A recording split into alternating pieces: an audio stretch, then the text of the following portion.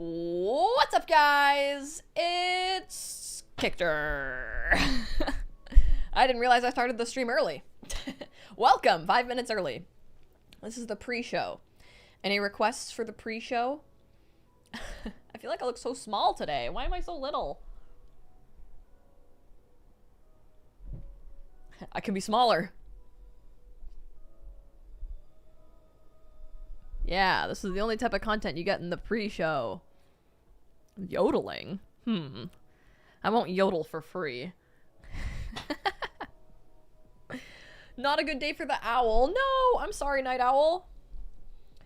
Puppies, I don't know where our dogs are. They're so upset because we got our grass sprayed with like a weed killer or something. And they're not allowed outside, so they're acting all weird. Moss says, well, worth a shot. How have you been? I've been pretty good. I've had that fucking weird thing ever since I got like vertigo a couple days ago. I still have it lingering, and when I look down for a little while, like it happened while I was like chopping vegetables earlier, I feel fucking like I've motion sickness, and I have a doctor's appointment on Friday, but it is not fun. I will say that much. I do not like that feeling. Catriella says, would you yodel for $2? Yodel-a-hee, hoo. I'll give you a little yodel for $2. Thank you.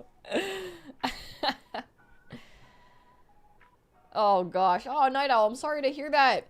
One of your lasers stopped working. Arwen says, quite amusing. I'm glad. I'm so glad. Today I got a haircut, and I really like it.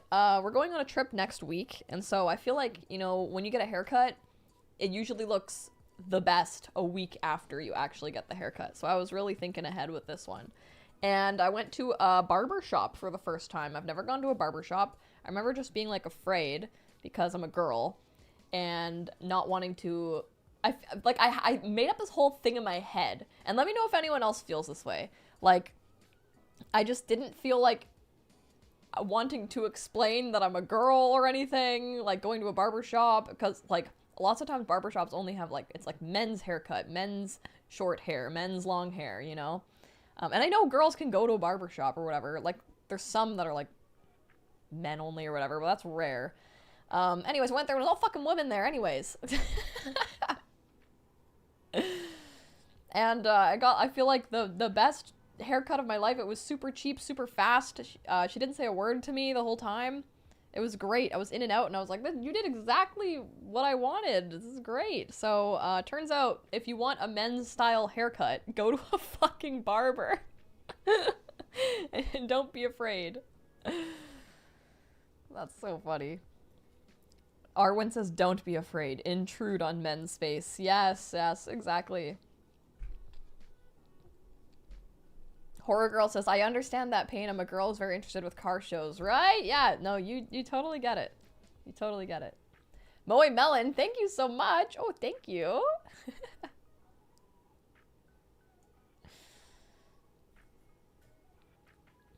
Oh, it's supposed to be hot here on Wednesday too, Kohaku. But what have you guys been up to? We've been getting lots of fun Tgcf news recently, so we've made a couple videos on that. Oh, thank you, Catriella. Thank you. I also sent out some membership cards today. So if you signed up and have been a member recently, you'll probably get those soon. Anime Lover, thank you for sending sparkles. Thank you so much. Nad Roses, I actually just mailed yours. Nad Roses says, I'm in cosmetology school, but I am terrified to ask my instructor if he can have one of the barber students do my undercut. Yeah, I understand that fear. I understand that fear. I hope you can gain the courage to do it. Thank you so much for Moe Melon for sending stars. Thank you. Rose City Kimono says, I have been thinking of getting a long pixie because I want the femme vibe, but I'm nervous because my hair is so fine and light. The wind would blow it around like crazy. Oh, yeah, that's a good question. Well, you know what I get with my hair? My hair is not thin, it's very thick, but I get it blended instead of like a blunt undercut. And it's like slowly gets longer and longer all the way on the top. Moe Melon, thank you so much for sending floating hearts. And I feel like that helps it, in a way, look less bluntly masculine, but also I feel like an extremely blunt undercut that just becomes it is also like a statement female styled usually haircut, you know, but it's usually up like quite high and then we'll have longer hair over top. But I prefer the blended look because I feel like it kind of has a good mix of being like masculine or feminine depending how you style it, you know? Hey CSL!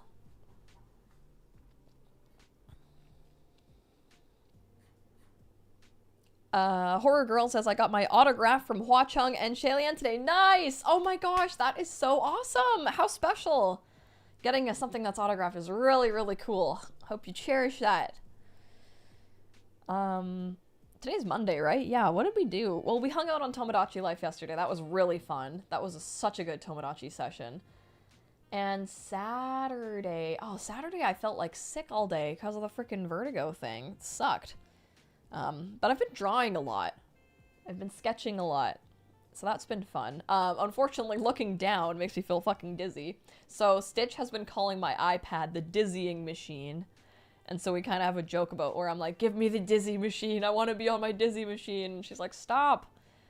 But setting like a 20-minute timer and looking up definitely helps.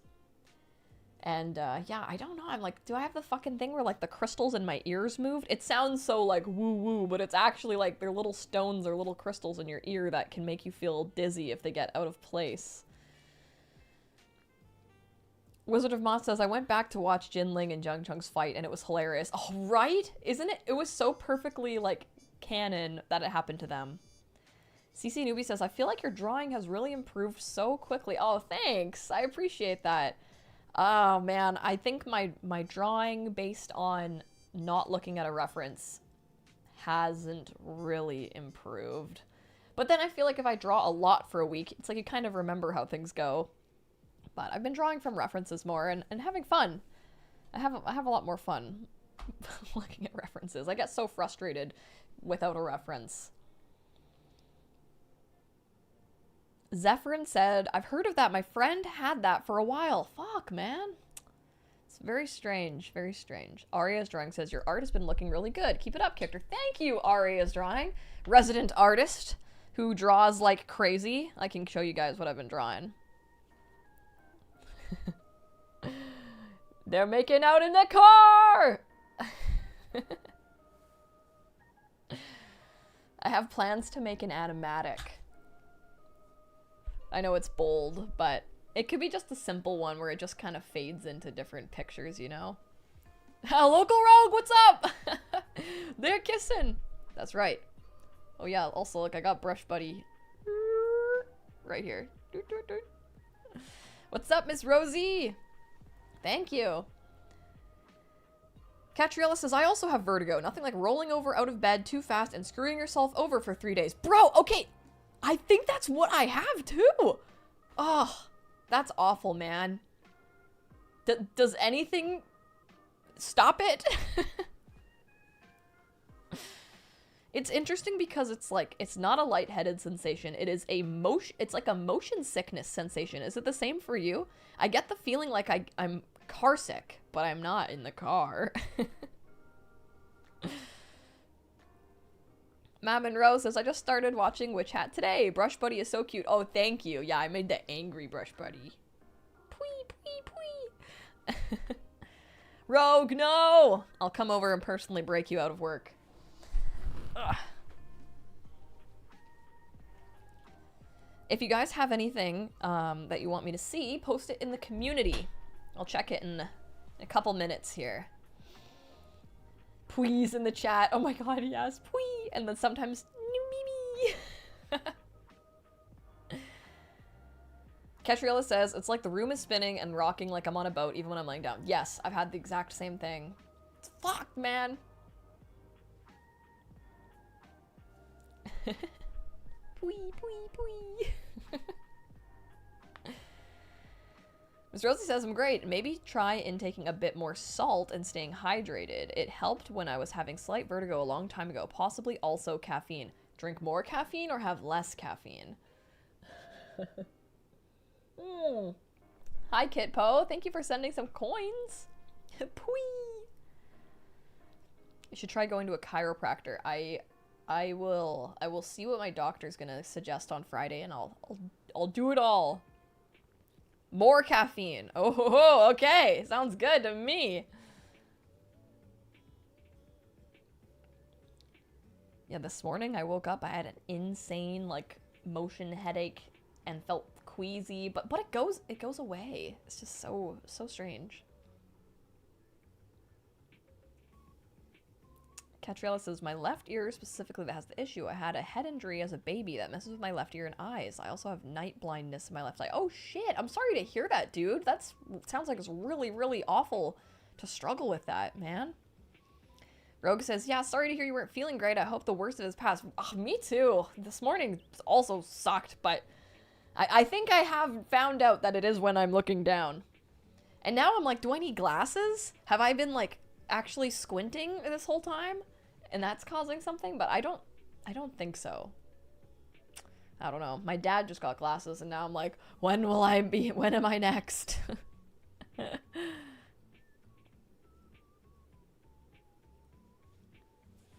Sure, horror girl. Hey, Leo. Oh, I'm so glad that your minor emergency was cleared up. That's good to hear. Dearsy, thank you so much for donating. Thank you. Dearsy says, hello, lovelies. I hope everyone had a good week and weekend. I also finally watched Bean Counter. Loved it. So I bought the novels on Audible so that I could listen while at work. Oh, no way. That's nice. I didn't even consider that. I also have Audible. Like, I bought it for my dad, but he never uses all of the credits. Boy, was that spicy. Now I'm reading the manga. Yeah, the novel has, like, explicit sex scenes in it.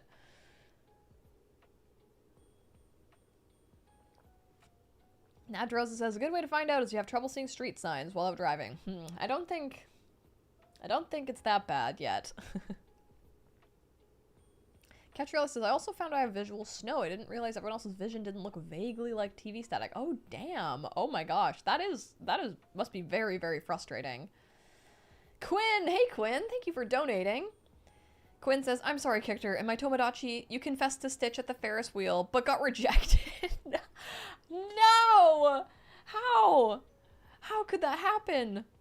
But I will not give up on your love story. Thank you. Thank you. Sequester us. Put us on an island together. Rogue says, I've been listening to the Iliad on Audible and it glitched, so it looks like it's been playing one chapter for 48 hours. It's just like, looks like you're really confused. Like you needed to replay that chapter so many times.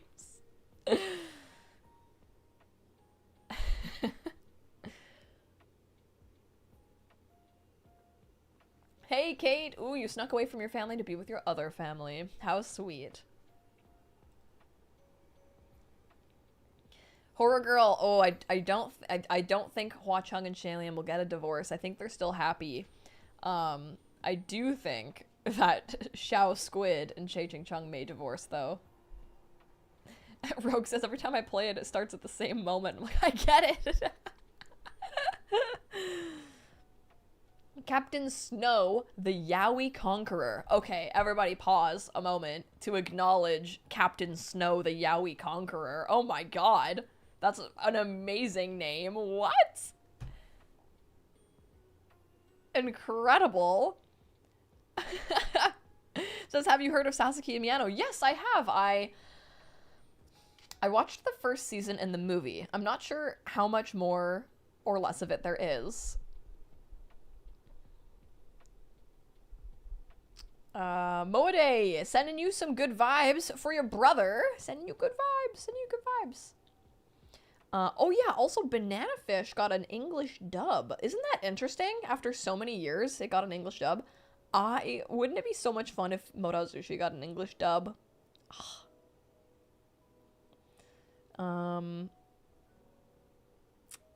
Yeah, I have not seen Banana Fish. I do know it's deeply sad though, and that's why I have not consumed it. But I know that it's like so good. Rogue says, still grinding away on Given. Oh yeah, yeah. I also watched, I guess, the first season of Given. Did anyone else find Given a little confusing at first? Leo says, I had so much fun on my trip. I got a pair of Doc Martens, and they are so well made. Plus, my aunt dyed my hair burgundy, and I got sushi, so it was a pretty good birthday. That sounds amazing. Oh my god, nice. I got Stitch a pair of Docs, like, when we first started dating, and she still has them, and they're still in, like, incredible condition. So that's a great, great present. RA says, I need more yaoi to read. You should read Lullaby of the Dawn.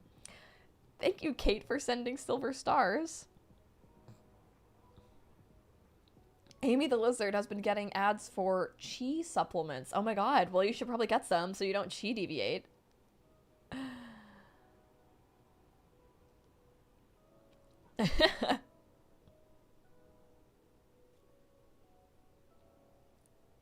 Local Rogue says, I'm really enjoying it. I will watch anything that Jonah Scott is in, which is how my friend roped me into Given. Oh, nice, nice. I did not watch it dubbed. I think I watched it when it first came out, so long ago.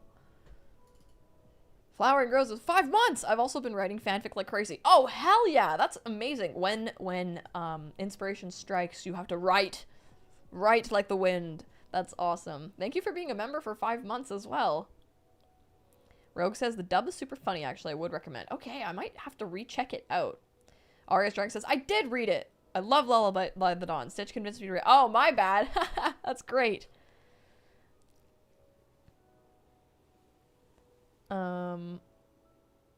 Catriella, yes, that's good advice. If you can get someone to keep reading past to where Sunlong arrives, they will, you know, it's like, I've also had friends nope out of TGCF because they thought it was, like, too boring or confusing, and they didn't even get to Sunlong.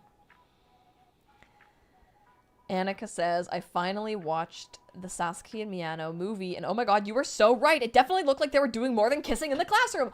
Thank you so much, Annika! Oh my god, I feel so validated! Thank you!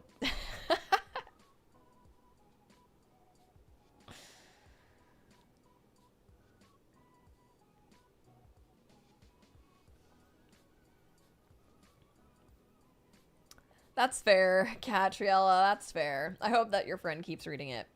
Hey, Rose City Kimono, thank you so much for donating. Oh my goodness, thank you.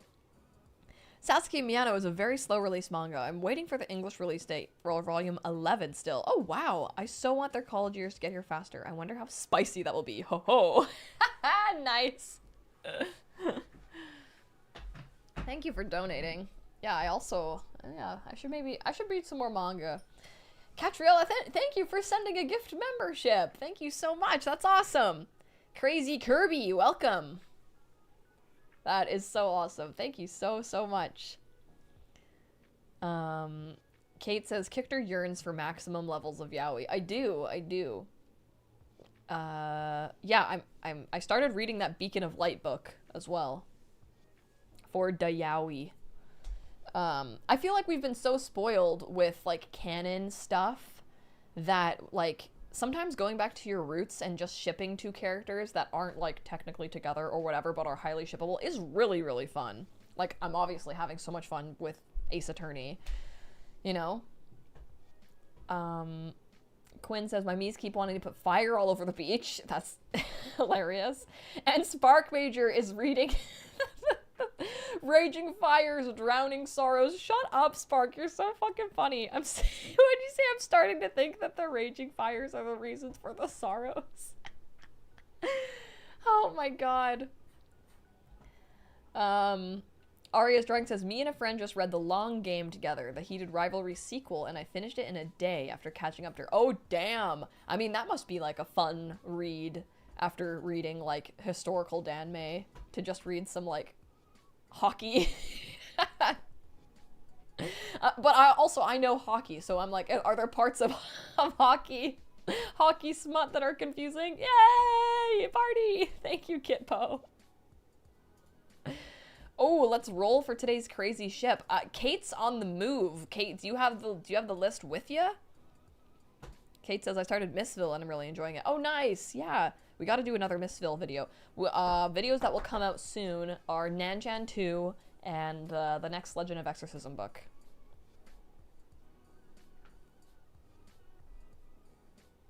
Crustacean said, Crustacean, I just sent your members letter as well. I mean, the fires are kind of, lol, good story though. Spark says, lot of fire, lot of sorrows. Also, it's priest, so I can't believe anything as it's the first presented to me. Ah, yes, yes. Oh, is it priest? That's so funny. I think it's like, when different publishers do different books, I am like surprised. It's like you'd think like, oh yeah, like all of this authors would be with this publisher, but when they're like from different publishers, I'm like, oh yeah, that's because like Nanchan is by the same author as QJJ, right?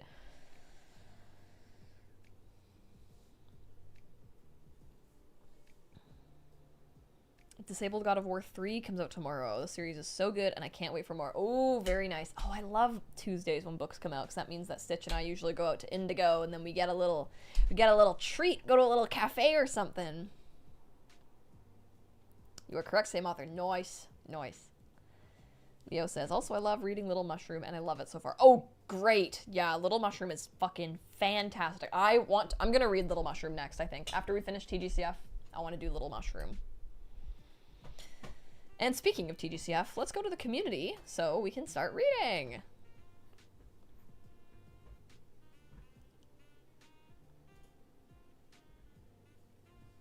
Oh, Global Examination. I've heard about that one too.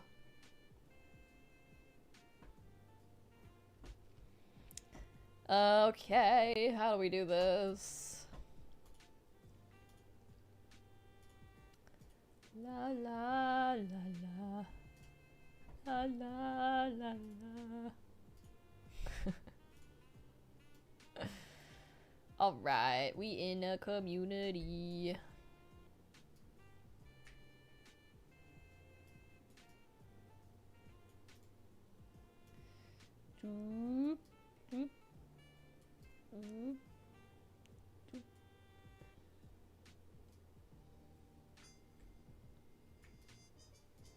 One sec. There we go. Transition. Boom! Crazy. Okay. Okay. Yeah. Let's see what we got in a community. We got Leo says, here's a picture of my new hair. Oh my god, nice! We both got new hair. I wasn't sure about the color at first, but now I've decided to love it. No, that looks awesome. I really like it. Nice. That is a really cool color. I love it. Frogger. Oh, sneak peeks from your Hualian animatic. Nice! Hell yeah! We're working on animatics together, brother. That's awesome. I'm excited to see more. Anime Lover says my Danmei and manhwa updated. Very good. Let's see. Ooh, very nice. What is this? What is this series? I don't think I recognize that one. And nice, you got the new manhwa case file. Arha, very good. And Megumi, love him. And he's wearing a necklace, I think.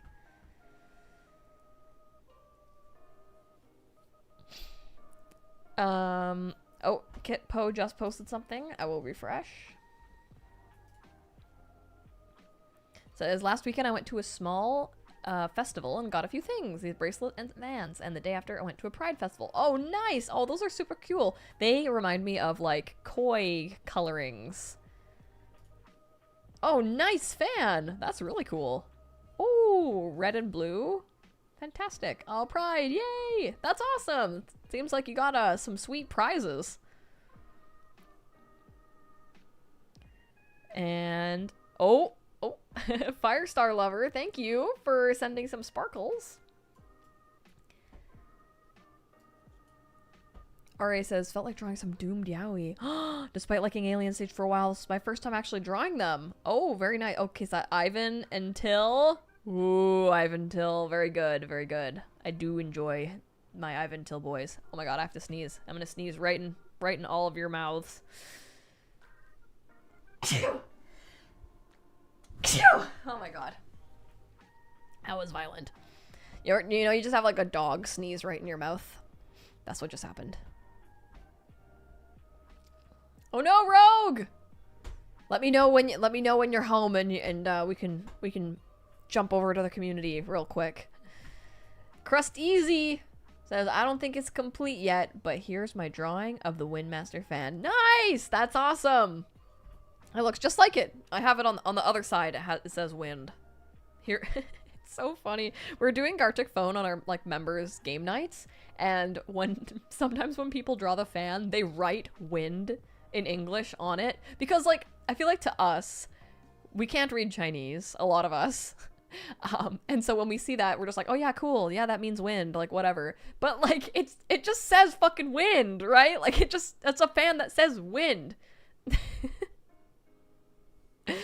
And yeah, so it says wind, and then on the other side there is a picture of wind. So in case you're confused what this fan is gonna do, it's definitely wind. Like, you know, it actually would make more sense, you know, for the water one, because when you use a fan, you're expecting wind to happen, but the water fan, I'm not expecting water to happen when I use a fan. Maybe I'm just joking around, but like they specifically labeled their fans so they wouldn't get them mixed up because Windmaster kept getting blasted in the face with water. Must have been the wind. Thank you, Kitpo, for sending some more sparkles. Wind and water hose. Yeah. Just... Oh my goodness, Arwen, isn't she beautiful? She is. Wow, a little crown for the princess. Stream schedule. I'm going to be gone forever. You never see me again. Oh, nice, Horror Girl, your signatures. That's awesome. Oh, that's awesome. Receiving an autograph from someone I admire. His character helps me feel like I can become a better person. Oh.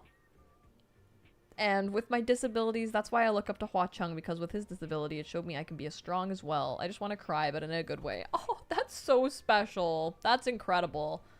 I'm so glad you got that. That's awesome. Oh, hell yeah, Quinn! Got my shirt a week early, my new sleep shirt. Yeah, Yowie! Thank you so much for buying a Yowie tank top. And if any of you guys would like to buy a Yowie tank top, you can go to Kickter.com. It's great. It's great. Actually, I'm gonna put that in the chat right now.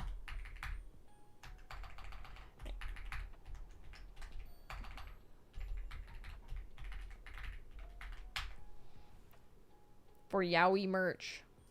Just ominously put the link. There you go. And Izzy says, I've been working on my clay sculptures, but the heat is kind of melting my clay. It's terrible. Oh no! I should be finished with Wangxin soon. I'll update with my whole army of little guys too. Here is a headless, bald Wangxi for now. Incredible. Oh, I love him. I love him.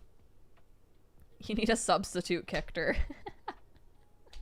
It's just Link and Lex. It's just like our Blink camera, like our security camera of Link and Lex. But you still like have to tune in every day at like 5 p.m. to just watch them.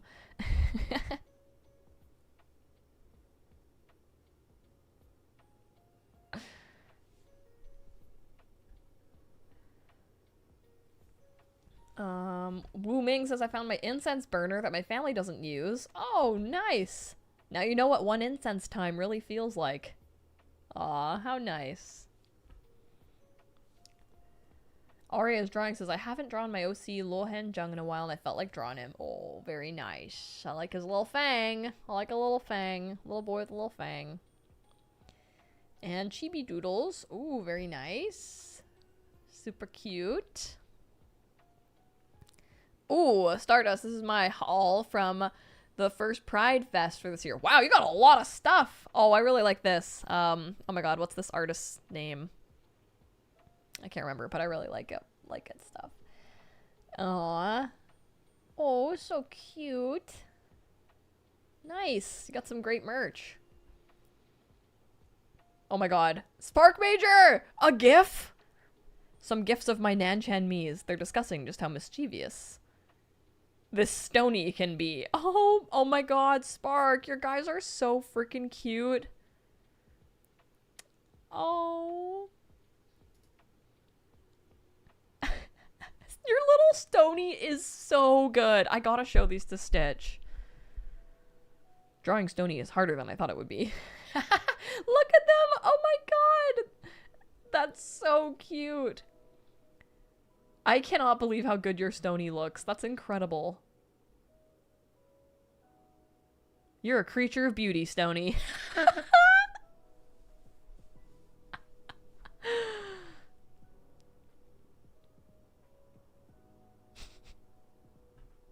Absolutely iconic. You gave him a Stony. Oh. Stony Adventures. That's absolutely incredible. Misuka is finally gonna write the long-awaited BL story. Nice! Oh my god, fantastic. Yes. When the urge to write hits you right like the wind. Yes. That is wicked. Oh yeah, Brayley F/F. Lesbians. Beef Leaf is on P-Town. I want to see it. I am a Patreon subscriber of Brayley. Whoa, my YouTube of Brayley means I can look at it and entice all of you right now. I'm not going to show you it. Oh my god, someone else I follow also drew very explicit Beef Leaf this week. Damn. Oh my god. Oh my god. Oh my god. Guys, go to Brayley's Patreon. You're not gonna want to miss this shit. Holy shit. Wait, Brayley, are you in the chat right now? You are! Brayley, this is some good shit. Oh my god. I didn't see the hand at first. That's great. Oh my god, I think this might be one of the favorite things you've ever drawn. Holy shit. Incredible, Brayley. Incredible. Oh yeah, you know, like, a workaround, you know, because, like, you can't really post links. Like, some people's links get deleted. Like, did your links get deleted in the comments? But, like, I think posting, like, your watermark works great. Like, your Patreon so people can know where to find you and stuff. Like, definitely do that, you know? I want people to be able to find you. T says, I joined the Patreon specifically because I desperately needed this art. T, did you like it? It's so good. Holy shit. Oh, very nice, Chuya. Oh, Ari is drawing. Oh, dude. Oh, you're so good at coloring. What the fuck, dude? It's finished. I'm not sure if I like it. I like it. What? Doing something digitally like this is not something I'm used to yet, but here's the Hualian Oxcart scene done digitally. It looks so good, dude. That's really, really beautiful. That's awesome. Like, you could sell that as a print, dude. That's awesome. It's so funny seeing, like, artists who are very good be hard on themselves.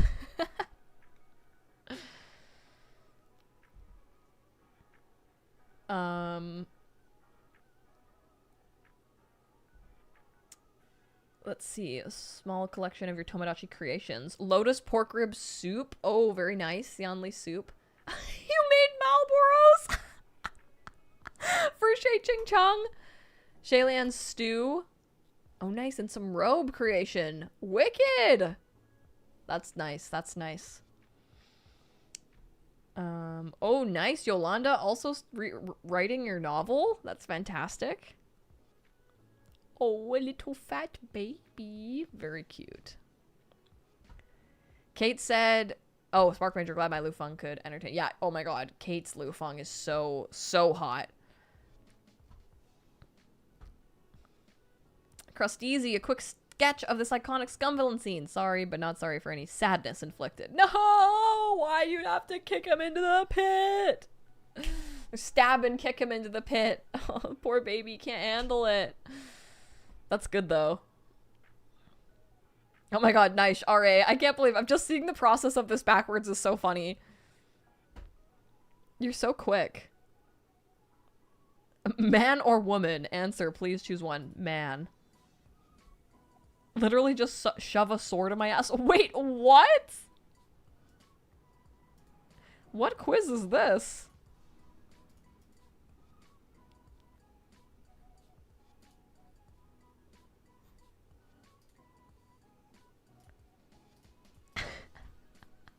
Like, I want to take this quiz. Quinn, thank you for donating, Quinn. That moment when you have the desire to draw something, but you don't know how to draw. Yeah, yeah. Hey, but best thing you can do is pick up a pencil and start drawing. Because you can learn. Even though it's hard, but you can learn. I subscribe to the idea that you can learn to do anything. Oh, Phoenix, right? Incredible. So I shall make Narumitsu things as an apology. That is incredible. Oh my god. Chuya. I love that bead style stuff. That is amazing. Thank you for making Phoenix for me. That's so cute. RA says, I love how Sunlong has a little fang in Star Ember's design. I'm a sucker for a little fang. Yes! Oh, he is so cute. Man, I miss Star Ember so much. Oh my god. Oh my god. Oh, man. It's like having the whole manhwa made or having the whole donghua made. Like, fuck. It seemed like we had it all. But I can't believe... I just can't believe we don't have any more of the manhwa. Rogue says I stepped away from my phone and ran back. Rogue, did you see my drawing whip of them making out in the car?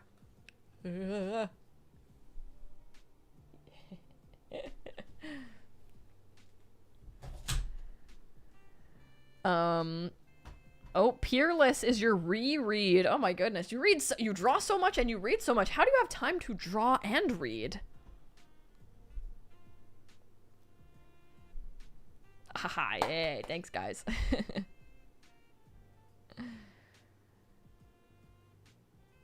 Oh, the back hug. RA. Oh my god. You're a prolific artist. Oh my gosh. That's incredible. I love the back hug. I love his mouth. Oh my god, incredible. What Danmei couple should I illustrate next in this style? Ooh.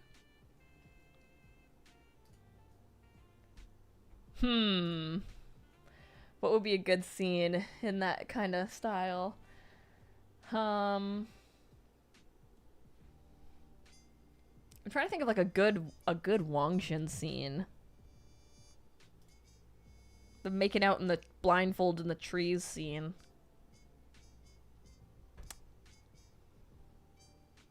Hey, More Eyes says, decided I'm going to color the interior art of Modao Zushi. Oh, nice! That's fun. That's a good idea.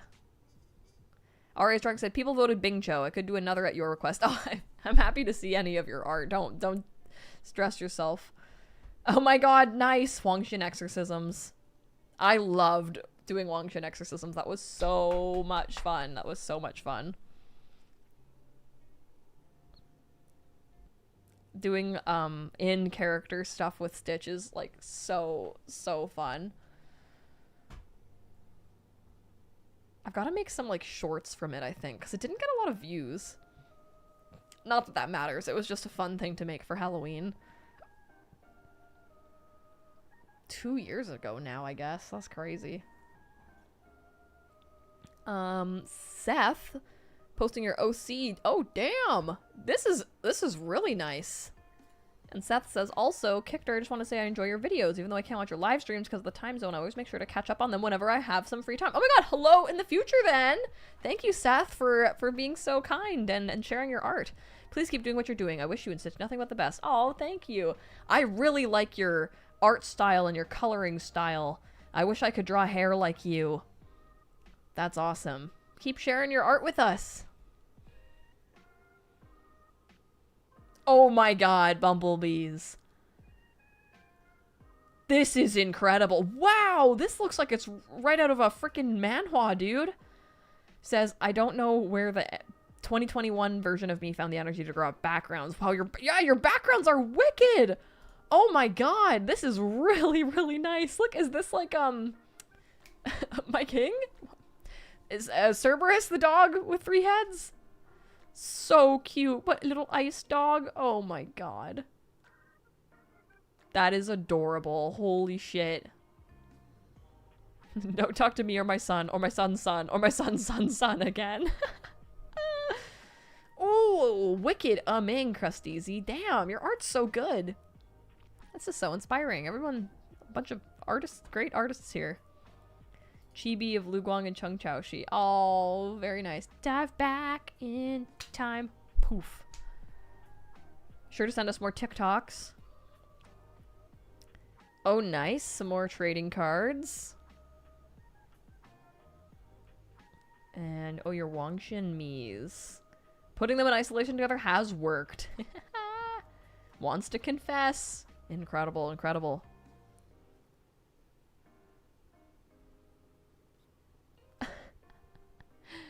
Nice. I think we are caught. Are we caught up now?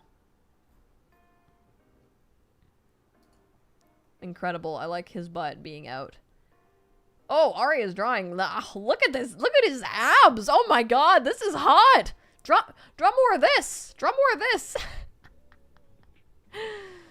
Draw more of this.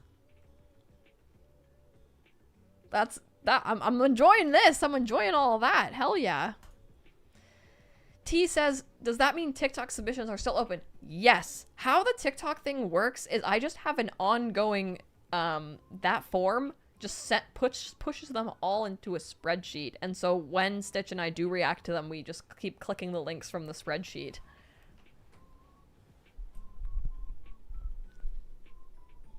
So you can send them anytime, but we try to get like a bunch of them before the videos, before we react to the videos. Can sending YouTube Shorts work? Try to keep them to TikToks because the way we film them, it's like the frame of the screen and like the credit for like the artist account.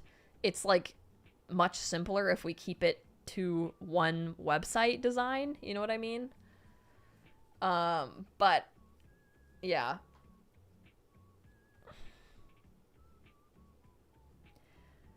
But also, I feel like I'm missing out on a lot of good YouTube content. But also, I feel like sometimes people on YouTube might not want their stuff shared or reacted to, where I feel like on TikTok it's a little bit more of like a part of the culture. I don't know. I don't know.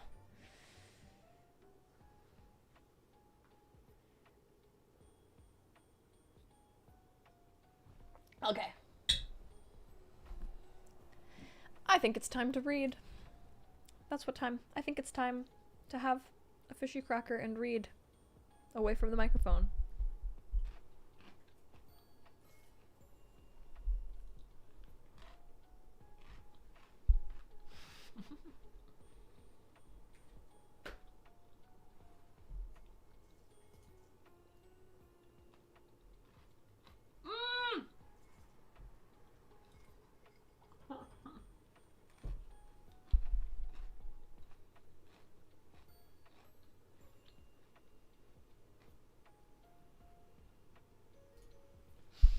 CSDL, thank you so much for donating. I'm with the recap. CSDL says, recap. Pei Ming is bait. Hua Chung utilizes voice recorder to use Qirong's password against him. It's called a hustle, Qirong. Rainmaster to the rescue and backstory. Laugh or cry counter, 30.5. Yes! So last week we learned that Yushi Huang. Oh my god. Let's see how good I am at reiterating this. Fill in the gaps in the chat if I missed something. Yushi Huang grew up in this royal family from the kingdom of Yushi, and they had this tradition where like one person from the family has to go and like fucking cultivate for like years, and no one ever wants to do it, but Yushi was like quite introverted and like kind of a weird girl, and so they like made her go do it. And then later, Pei Ming from the kingdom of Shuli wanted to invade the kingdom of Yushi, and they had this master plan to get the people to not believe in their king anymore. So they got these prisoners and told the commoners that they were just regular people. And we were like, if your king doesn't come out and kill himself to save these commoners, we're gonna kill him. And so the king was like, I'm not fucking killing myself. And then Yushi was like, well, make me the queen and then I'll kill myself. And her dad was like, okay. So they did that, and then she fucking slit her throat, and Pei Ming was like, we didn't think that was gonna happen. And then right before she died, there was a Rainmaster statue, and it looked to her and it sighed, and then she ascended as the Rainmaster. How'd I do?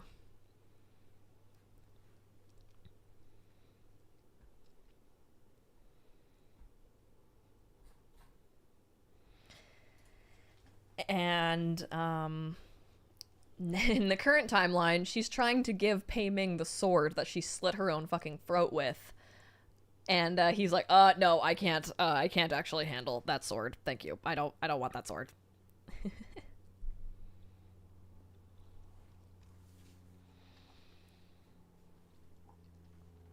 Yeah, so now her and Pei Ming have a little bit of an awkward he feels awkward, at least. She doesn't seem to feel awkward. She's just very zen. She's very chill. But she is very good friends with the Windmaster. And so she asked where the Windmaster was, and they were like, we don't know. And then she was like, that's not good.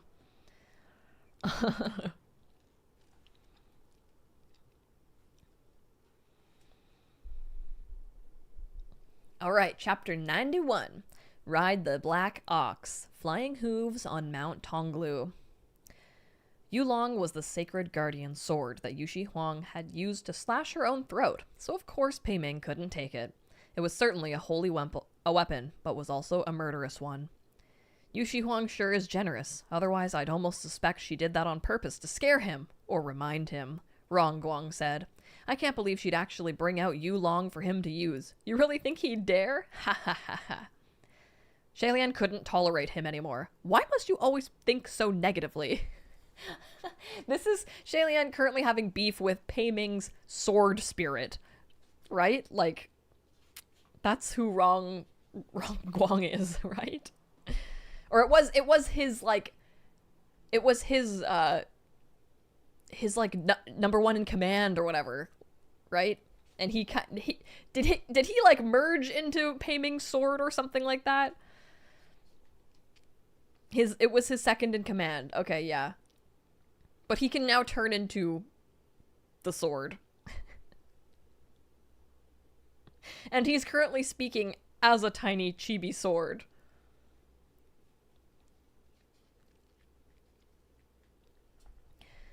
He slapped another talisman to seal Rongguang's mouth. It just so happened that at that moment, Pei Ming called out to them from a distance.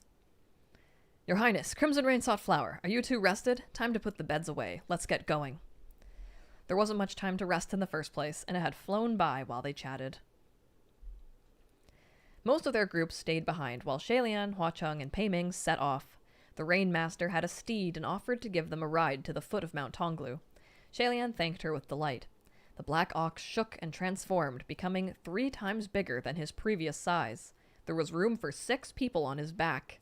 He lowered his front legs to the ground, laying his body low for the Rainmaster to mount him and ride at the very front. Pei Ming was next, but he left a large space between himself and the Rainmaster. Last came Shalian and Huacheng. After Shalian mounted, the black ox rose to his feet, now incredibly tall. Kate, I know you're in the chat shipping Shalian with Pei Ming, because he's sitting behind him on the Fucking ox. Oh no, he's gonna have to grab onto Pei Ming's tits to stay steady.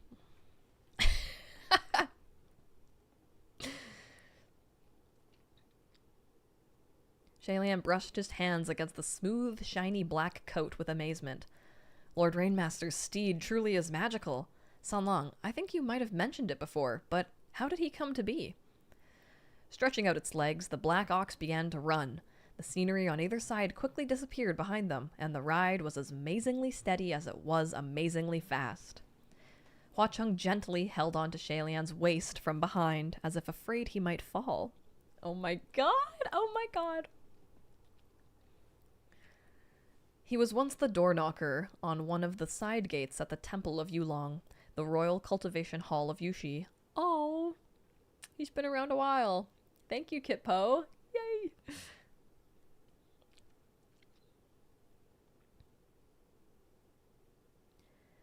There was a minor custom at the Temple of Yulong.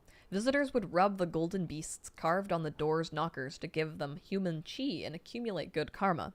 When devotees visited, they usually rubbed the dragons, tigers, herons, and other such holy beasts. People typically didn't rub the ox, so the carving was rather deserted and lonely. While Yushi Huang cultivated at the Temple of Yulong, every time she passed that door while seeking water, she would rub the ox's head. Oh my god! Oh my god! It absorbed her chi, and when the Rainmaster ascended, the ox ascended with her. He was the only deputy she ever appointed. Oh my god.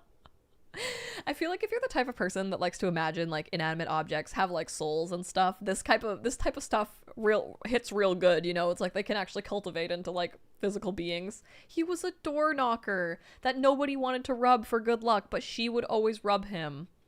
That is so sweet. The black ox ran quickly, and Shalian leaned back from the force. It was almost like he was sitting in Hua Cheng's embrace. He chuckled at the story.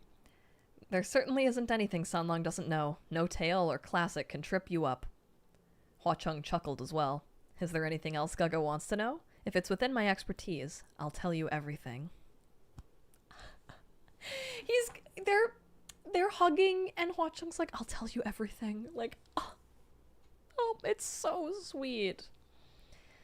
Pei Ming sat in front of them. Since the Rainmaster wasn't talking, he didn't make conversation either, and instead listened in on them. Indeed, Lord Ghost King, your highness. Why don't you ask about Crimson Rainsot's flower's background? See if he'll answer you. Oh, rude! Shalian's smile immediately faltered. Inquiring after the background of a Ghost King was not very polite. In Shalian's opinion, that sort of personal information was no different than asking about the size of a man's manhood. And Pei Ming's like, great, ask him the size of that while we're at it. He instantly changed the subject, worried that Hua Cheng might get upset. General Pei, he called out nonchalantly. What? Pei Ming asked. There are bumps up ahead. Watch out, Shalian cautioned. What? As soon as he spoke, the black ox carrying the four of them lowed a long cry, deep as a bell. Pei Ming went flying off his back and was completely dumbfounded. What the heck? Something like this had truly never been heard of nor seen before. Mistakes happened. If he fell off, then so be it. But how could only the person in the middle, be thrown off and not the ones in the front and back? Was that even possible? The ox never paused in his step. Shalian looked back, his hollering trailing behind. Didn't I warn you to watch for the bumps ahead, General Pei? Over the course of their journey, Pei Ming was flung off 7 or 8 times. Finally, the four riding the Rainmaster's guardian steed arrived at the foot of Mount Tonglu. I love that he has, like, literally a main op, you know? Much like Mount Taisong, Mount Tonglu used to be a lush, green mountain sitting at the heart of the royal capital, its scenery elegant and beautiful. At its foot was the majestic imperial city, the most prosperous in the kingdom. The city had once been buried deep underground, but it had probably resurfaced after many earthquakes and was now back above the earth. Shalian's eyes scanned their surroundings for a moment as he sat back on the black ox. He was about to dismount when he saw Hua Cheng standing there, his hand outstretched towards him. Shalian's heart skipped a beat, and he gave him his hand before hopping down. Oh my god. It's just like gushy Hualien Central right now. Ugh. There must be a holy temple here in the Imperial City, right? There certainly is, Hua Cheng replied. Pei Ming had fallen many times during the ride, but he was very sturdy and didn't limp at all when he walked, as expected of a martial god. He even reached out to pat the ox's neck, failing to notice the ox baring his teeth at him dangerously. I'm guessing the tallest building in the city must either be the palace or the holy temple, he stated. No, Hua Cheng replied. The Imperial City's Wuyong Temple is on top of the mountain. He pointed. Halfway up the Crimson Mountain, there was a corner of a roof peeking out. The majority of the building was hidden in a misty red shadow. Why is the mountain red? Shalian wondered. He had barely finished his question before the ox roared and threw his head back. They'd already started walking away, but they looked back, startled. The ox was rolling on the ground, but the Rainmaster never loosened her tight grip on the rope she used to lead him. What's going on? The ox let out a human scream. Ah! As soon as she heard the scream, the Rainmaster pulled out Yulong and struck down towards the black ox. The blade flashed. Something black and furry was flung away and sent crashing into a wall on the street, staining it with a large bloody splash. It was a corpse-eating rat! The scream hadn't been from the black ox, but from a corpse-eating rat that had climbed onto the ox and bit him hard when no one was looking. Although the rat was on the brink of death, it still screamed and screamed. Your Royal Highness! Your Highness! Your Highness! Your Highness! Save me! Save me! Save me! Boom! Its shrill cries made Shalian seize up, and his head began to throb. Hua Cheng swiftly pulled him to stand behind him, then raised his hand. The corpse-eating rat was blown into a mist of blood. Oh my god, literally blowing you up with my mind. I love that Hua Cheng has that power. I love that it's not a slash. It is a boom.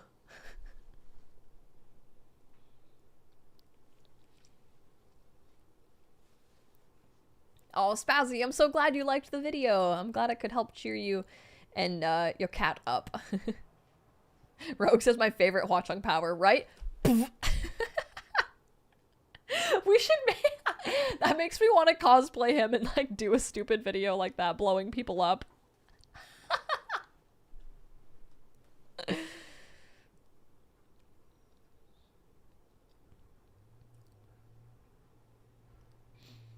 But the tiny eyes remained stuck to the wall and shimmered with madness. Ew, he exploded, but then his eyes are just on the wall. Lord Rainmaster, I suggest you check over your steed, Hua Cheng said. The Rainmaster was already combing through and turning over the ox's black hair. It's just a scratch. However, more and more human voices rose in undulating whispers from all around. Take me away! Take me away! I should have fled a long time ago. I can't get over it. We shouldn't have believed his nonsense. We face a wrongful death. Gaga? Gaga? Your Highness! The last line was particularly clear. It was Hua Cheng's voice. Only then did Shalian snap out of it. I'm sorry. I forgot that Shalian can hear the rat's cries. This is so creepy. Hua Cheng looked grave. Did you understand what they were saying again? Shalian nodded. Hua Cheng reached out and covered his ears. Stop listening to them. Those words weren't directed at you. Shalian was still tense, his head tingling. I know, he managed to say. Thousands upon thousands of corpse-eating rats came swarming towards the four of them, pouring in like a black tide.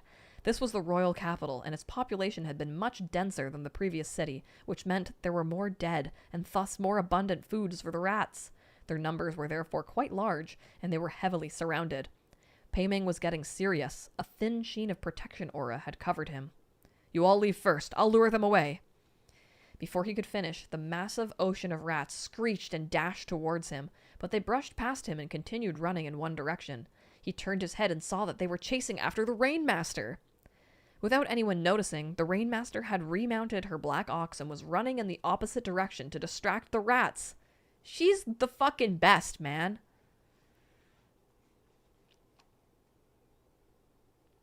The ox had already put a distance of a few dozen meters between them, but he wasn't going too fast, just fast enough that the corpse-eating rats couldn't gain on them, but slow enough that they could keep him in sight.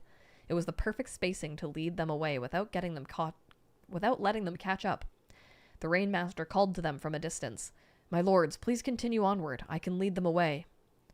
As the Rainmaster rode her ox, she scattered fat white grains of rice along the way. Oh my god, because she's a farmer.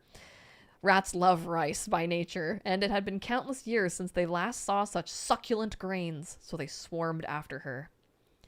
This was what Pei Ming had been planning to do, but the Rainmaster had once again stepped forward and robbed Pei Ming of his heroics. His expression was extremely conflicted. Hua Cheng dropped his hands. "Gaga, let's go." Shalian's head throbbed whenever he heard the voices of those corpse-eating rats, and he was able to let out a breath of relief as the voices receded into the distance. He nodded in agreement, but Pei Ming turned to address him. "Hold on, you're going to leave? Just like that?" "Yeah," Hua Cheng said. Pei Ming frowned. "What about the Rainmaster? She won't be able to handle this on her own. Isn't it reckless to run off?" Shalian was perplexed. How come General Pei doesn't think the Rainmaster can take care of herself? Wasn't it obvious just now that Lord Rainmaster is more than capable? Shalian fully questioning his misogyny. Pei Ming didn't seem pleased by the point he made, and he came to his decision. "I don't think so. There's a martial god here, so there's no reason to make a woman official do this sort of work. Your Highness, you two go on ahead. If I can catch up with you later, we'll meet at the Holy Temple." With that, he set off on a chase. Shalian called after him a few times until Hua Cheng intervened.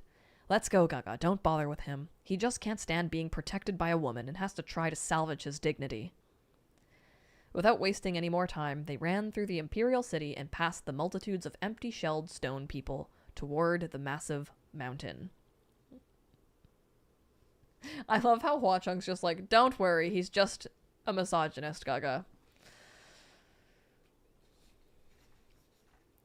An hour later, they finally set foot on Mount Tonglu's slopes. The mountain looked like it was dyed the color of blood because all the trees on its slopes were red. They weren't maples, but they were the same fiery crimson color. It was indeed the color of blood, and Shalian could also faintly smell its thick stench. It seemed that, over the course of centuries, the plants here had feasted upon all the resentment and human blood that had soaked into the soil. The fourth Wuyong temple had been built on a stone outcropping halfway up Mount Tonglu slopes. This was how it escaped the misfortune of being swallowed by lava. It was the largest of the 4 temples, and also the best maintained. Within the halls, there were many stone people, their poses and expressions all different.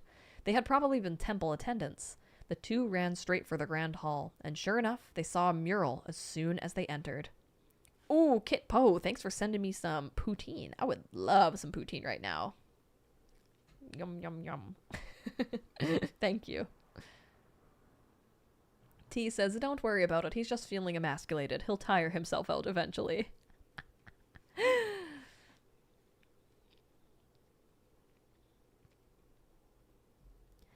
The two ran straight for the grand hall. Sure enough, they saw a mural as soon as they entered.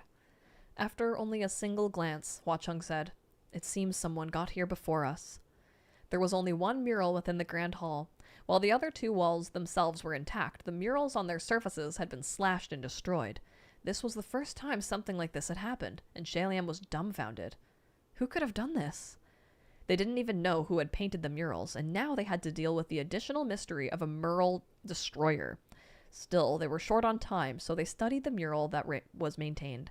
From his first cursory glance, not even a close examination, the hair on Shalian's neck stood on end. What was this? This mural was completely different from those in the other 3 temples. There was only one person in the painting. The colors were dark, and the figure's lines and expressions were extremely twisted. The person's appearance couldn't be discerned at all. One could only tell that it was a civilian in tattered clothing. That in itself was nothing. What had made Shalian shrink back in terror was the fact that the person appeared to be in excruciating pain.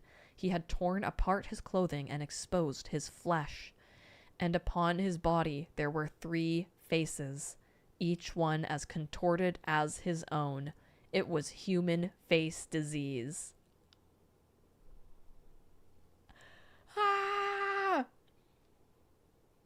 Assaulted by such a shocking discovery, the black of this mural invaded Shalian's vision entirely. "It's the same," he mumbled. "It's exactly the same." The people of Wuyong had also encountered the human face disease. Why were the experiences of the Crown Prince of Wuyong, someone from over 2 millennia ago, so eerily similar to Shalian's own? Hua Cheng saw how quickly things were going downhill and steadied him. Your Highness, stop looking at it for now. But the impact of that image was too great, and the trauma left in Shalian's heart by human face disease was too severe. He stared at it like someone possessed. So Hua Cheng simply pulled Shalian over and pressed him into his embrace. The tone of his voice was firm but gentle. All right, Your Highness, listen to me. Listen to me. He paused briefly, then continued in a low voice.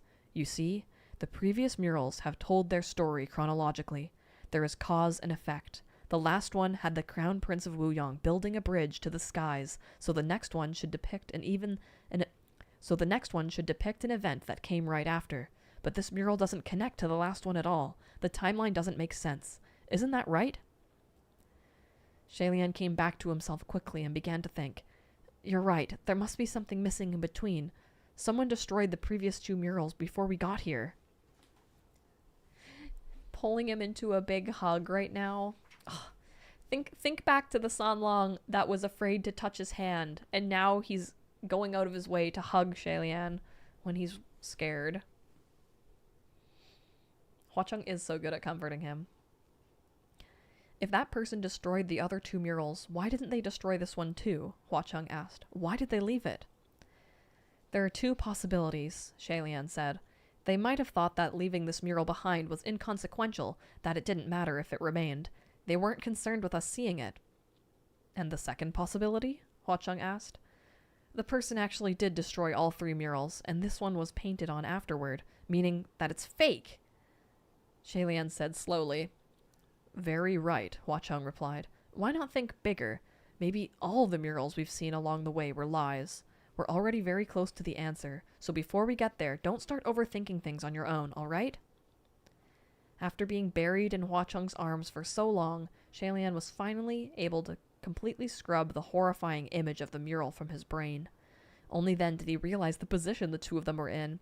He quickly moved to pull himself away from the embrace. How embarrassing, Sanlong. However, Hua Cheng didn't let him break away. He instead pulled him in closer, smiling as he did so. Nothing to be embarrassed about. But he lowered his head. There's actually a third possibility. Him pulling away and being embarrassed and him pulling him back. Oh my god. The bottom half of Shalian's face was still pressed to his shoulder, and Hua Cheng's voice was right next to his ear. It was extremely, extremely quiet, and no one could hear it except Shalian himself. His breath hitched slightly as he heard Hua Cheng whisper. The third possibility is that the person wanted to destroy all the murals, but they couldn't finish in time. We came in just as they were about to deal with the last one, which means they're hiding here in the Grand Hall right now. Oh, shit! And that's the ending of Volume 5. No way! Oh my god! Wow, I feel like we flew through Volume 5, and that's a chunky volume. Okay, I am gonna go get Volume 6. Oh my gosh! That's crazy. And look, we had to get to the very end, but makes sense.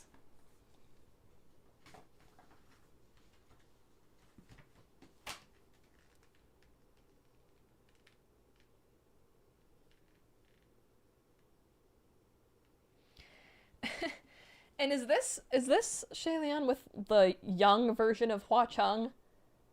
What is this when they're like running away?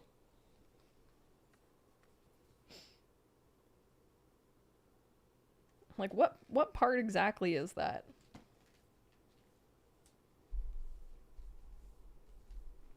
Okay, I will be right back. Who should I make watch you?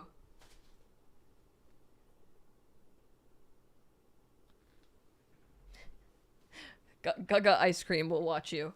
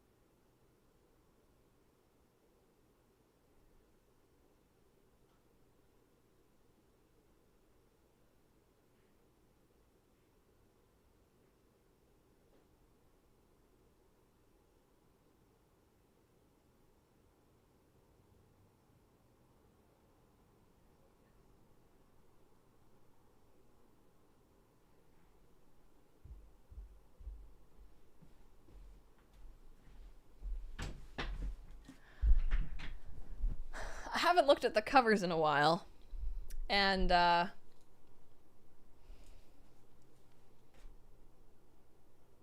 damn.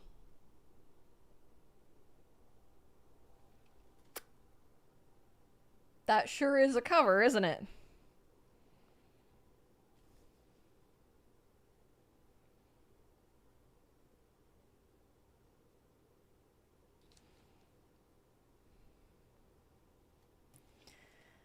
Oh boy, you guys ready for the not fun volume?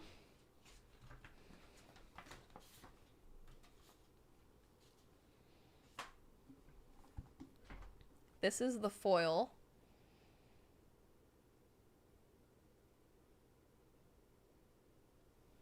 And on the back it says, what matters is you, not the state of you. And who's on the inside cover? Aw, we got Hualien with their red string.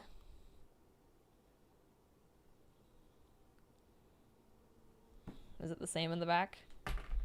It's like super fucked up. Could you imagine? Yeah, it's the exact same.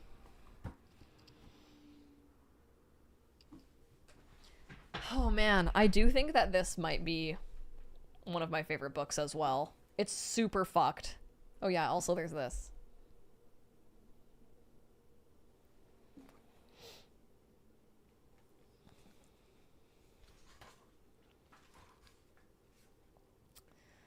Book 6. Do we start in the flashback right away? Oh yeah, and then there's this interior art too. Look at them. Aww. So sweet. I love these little drawings on the inside.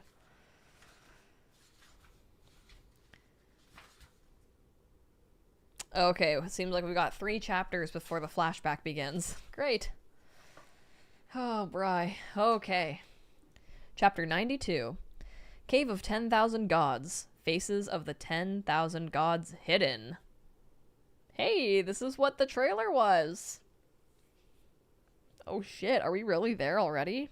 This is crazy. Thank you, Caro Ace, for sending some jewels. And Miss Rosie, thank you so much. Hua Chung's breath was warm, but his words made Shalian's blood run cold. Could there really be someone hiding in the Grand Hall? A thought flashed through Shalian's mind, and he quickly returned Hua Chung's embrace. Oh my god. He wasn't hugging him because he was afraid, of course. If there truly was someone hiding in the temple whom they hadn't noticed, then they must be a formidable character, and if that person sensed anything off, they might be forced to make a move. It would arouse suspicion if Hua Chung was the only one hugging him and being so intimate. If the embrace was mutual, it might appear more natural. Oh, one of the best techniques in the book, you know? The, like, we have to make out in the hallway so we don't seem conspicuous. Of course, that's the only reason Shalian's doing it, yes. Shalian began to inconspicuously analyze their surroundings. Where do you think they're hiding? He whispered.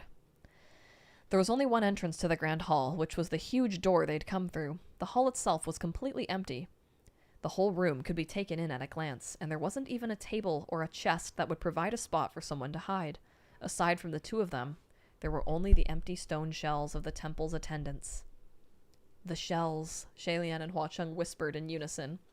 Those stone people were hollow inside, which meant they could serve as a hiding spot. A human couldn't get inside, but a ghost certainly could. When Shalian was sure they were both in agreement, he started to speak, but then he inadvertently looked up, and his pupils shrank. There was someone standing 6 meters behind Hua Chung. The person seemed to have been a young man of higher status. These statues each documented a Wuyong citizen's death, so most were curled into balls or hugging their heads and wailing. This statue was one of the very few that was standing. But what made Shalian notice him wasn't his pose, it was his face. Although the stone person's face was barely distinguishable, Shalian could still make out some details. The left side was smiling, and the right side was crying. Oh, shit. It's that one, Shalian blurted. He drew his sword and struck just as Hua Chung called out, Gaga? The stone person shattered and broken fragments of the shell scattered across the floor. Although there was nothing inside, Shalian didn't dare drop his guard, and he began turning over every single shard until Shalian caught his hand. Gaga, what did you see just now? Shalian gathered a few fragments to show him. Sunlong, that stone person, his face, it was White No-Face's mask. Hua Chung's expression changed slightly, but he said, wait a moment. He gathered and pieced together the shards. When the face was reconstructed, the two fell silent. Shalian had clearly seen a half-crying, half-smiling ghost face, but the face that Hua Chung had reconstructed had indistinct features, no different from the other stone statues. Thank you, Kit Po. Thank you for the silver stars. Was it a hallucination? Had he been bewitched by an illusion spell? Sitting around wouldn't get them answers, so they searched the hall, smashing every stone person to ash as they went. But after giving it some thought, they realized that it was more important to deal with the others, who were surely rushing to the summit at that moment. They decided not to stick around, waiting for Pei Ming to return, and left the temple to scale the mountain. The mountain seemed to have a peculiar gravity. They tried, but the silver butterflies couldn't carry them, and flying on swords was a non-starter.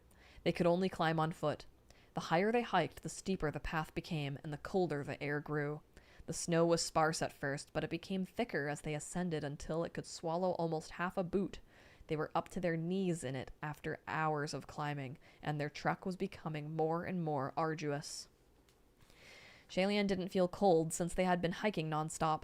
He was instead covered in a thin sheen of sweat, and his red cheeks gave a shock of color to his powdery white face.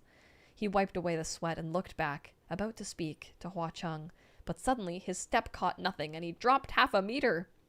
His body had sunk into the heavy snow. Thankfully, Hua Chung had been following him closely and pulled him up quite easily, like he'd been prepared for it. Gaga, be careful. Oh my god, he was ready for it. Shalian stood next to him and looked back at where he'd stumbled. A large section of snow had caved in, revealing a deep, dark hole that led to somewhere unknown. If Shalian hadn't grabbed hold of the edge in time, or if Hua Chung had moved too slowly, he would have fallen in for sure. There are many holes like that in this area. I still remember their general locations, so just stay close to me, Hua Chung stated. Take your time, and it'll be fine. Gaga was walking too quickly. As it turned out, the mountain's body was quite weak. There were holes everywhere beneath the snow, large and small, but how many and how deep was unknown. But as they climbed, it seemed Hua Chung really did remember where all of them were. Shalian puffed a breath. All right, let's stick closer together, he suggested. In any event, we can't yell or make loud noises on top of a snowy mountain like this, so it wouldn't be easy to call for help if anything happened.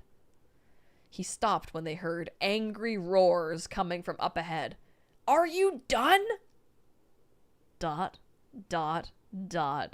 Who's it gonna be? Who's it gonna be? Put it in the chat. Which good brother dared to yell like that on such a steep and perilous snowy mountain? Shalian was dumbfounded as he looked toward the source of the noise. Amidst the snow-covered landscape, he saw two little black dots engaged in a fight, their weapons clinking and clanking. One of them held a longbow and was shooting arrows non-stop. The other held a Jan Madao and swung with the vigor of a tiger. They struck down every single arrow. Both the blade and the arrows had a sheen of spiritual light, and both parties were shouting curses at each other. And if you guys saw the trailer for the new short film, you can see Mooching carrying that fucking gigantic sword, the Jan Madao. It is a single-bladed, two-handed saber meant to be wielded against cavalry. It's the horse sword! Both the blade and the arrows had been yeah, okay. I already said I didn't kill that little bastard! I'm looking for them too! The man wielding the blade yelled. It was Nanfeng and Fu Yao. Without even trying to guess why they had come here too, Shalian very neatly let out a sharp, "Shut up!" However, he caught himself in time and swallowed it before he added to the noise. If he started roaring the same way they were, and the three of them all began screaming at each other, how could the snow on the mountain really remain still? Hua Chung hugged his arms and cocked an eyebrow. Don't they know they'll cause an avalanche if they yell like that? They can't be that foolish, Shalian said. Maybe they do know, but that's just the way they are. They forget everything else when they're angry. Nanfeng and Fu Yao were both furious and cursed at each other as they fought, but they were too far away from Shalian. He couldn't tell what they were fighting over from their broken, muffled phrases, and for their part, they completely failed to notice that anyone else had arrived. Shalian wanted to rush over and pull them apart, but there was no way he could make it there in time to stop them with the heavy snow dragging down his pace and the deep holes lurking beneath.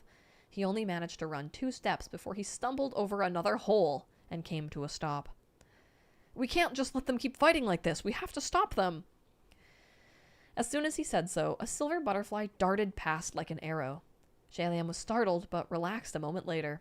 Good idea. If neither of them could make it in time, why not just use a wraith butterfly to fly over and transmit communication?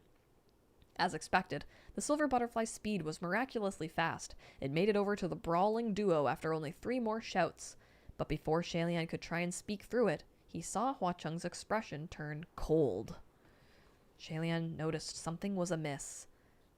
What's wrong?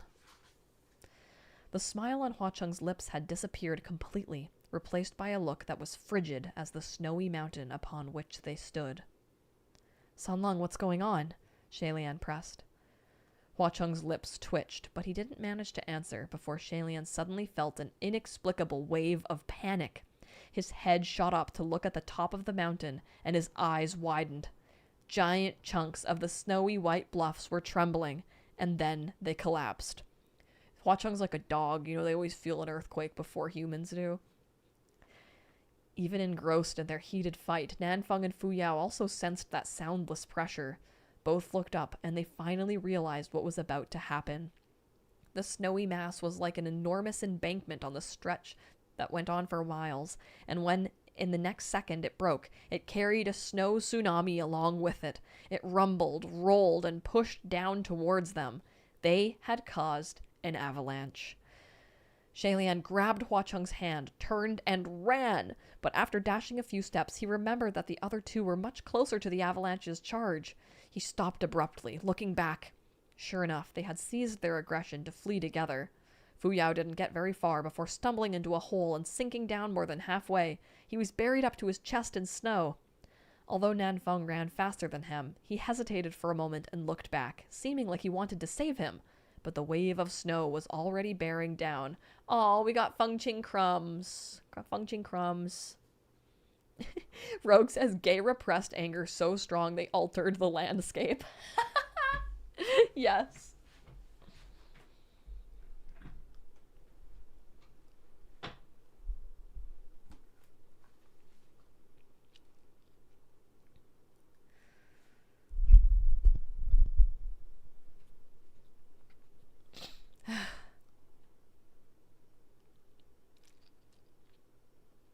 Shalian released Royer the moment before they were swallowed. The white silk bandage instantly stretched far into the distance, lassoed Fu Yao and Nanfeng with sharp precision, and yanked them up. Gaga, leave them. Don't bother, Hua Cheng said darkly. Shalian held Royer tightly, dragging the 2 as he ran. I can't. They might end up buried for 100 years if this goes wrong. Too late, Hua Cheng said, his voice dire. What? Shalian cried.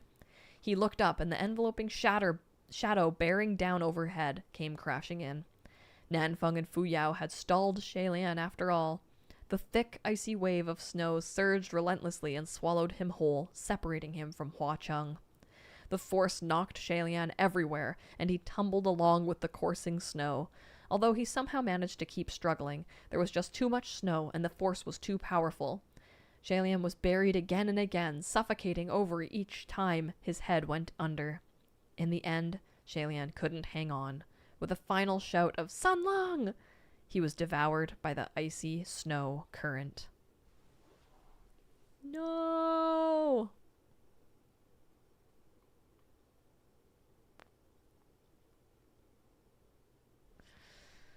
Hua Cheng's gonna be freaking the fuck out. An unknown amount of time passed before the snowy mountain finally calmed. A long moment later, somewhere in the field, a pile of snow shifted a few times before hands burst out from underneath. The hands felt around randomly, then an arm poked out, then a shoulder, and then finally a head. Face covered in chunks of snow, he took a deep breath the instant he broke free, then let loose a flurry of coughing. Soon after, and with some difficulty, the man crawled his way out, shaking his head as he sat down on the snow. It was Shalian. Digging himself out from beneath that heavy layer of snow was not unlike his prior experience digging himself free of a grave. Shalian's face and hands were chapped red from frostbite and essentially numb, but he only bothered to rub his face a few times and huff some hot breaths on his hands before looking up with a lost expression.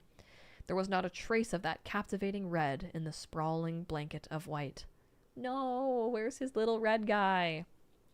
And Shalian couldn't even call out for him. It would be all over if he caused another avalanche. He could only rise to his feet and wander aimlessly, all alone in that snowy world. He called out in small voices as he walked. Sanlong? Sanlong? Nanfeng? Fu Yao?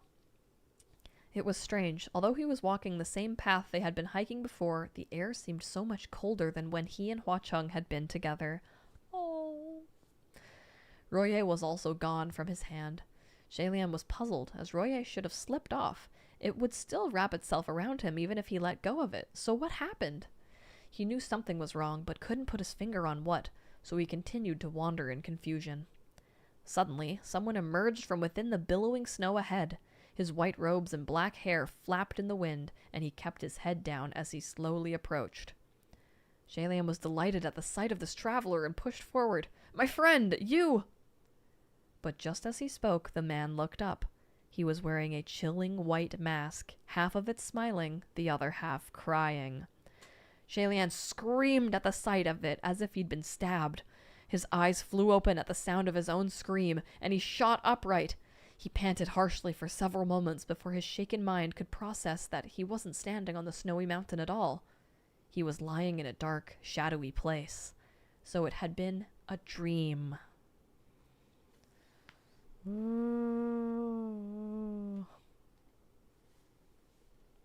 Captain Snow, the Yowie Conqueror, I do.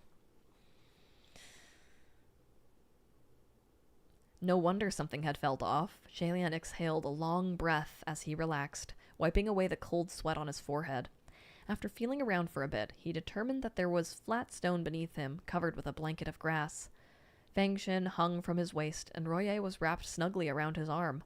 Shalian steadied himself and ignited a palm torch to illuminate the room. He sat up immediately and called out, "Sanlong, are you there?" The moment the flames brightened the room, Shalian discovered that there was a person standing right next to him in the darkness, soundless and silent. This was no small shock, and Shalian was awash in cold sweat as his hand flew to Fang Xin.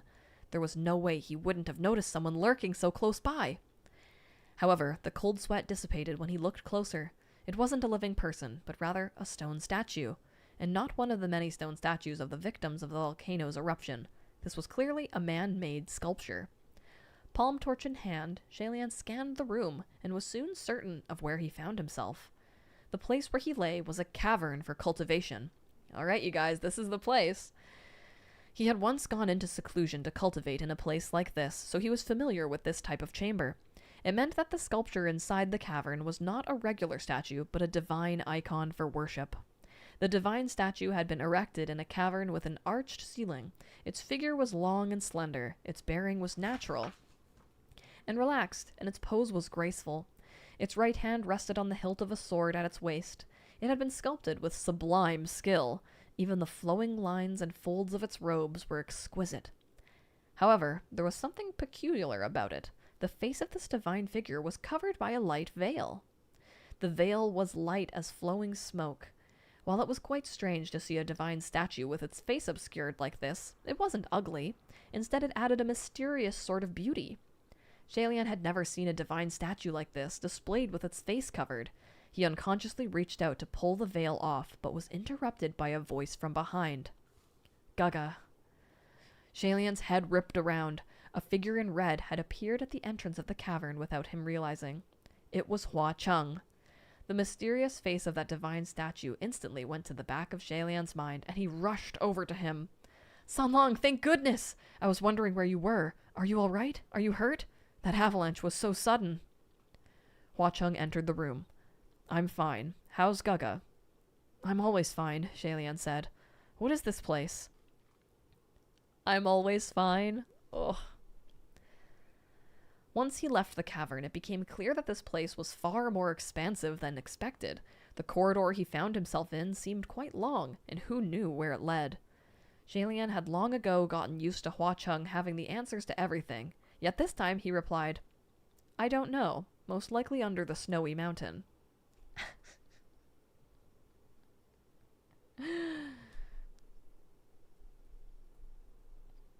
Jalian was amazed.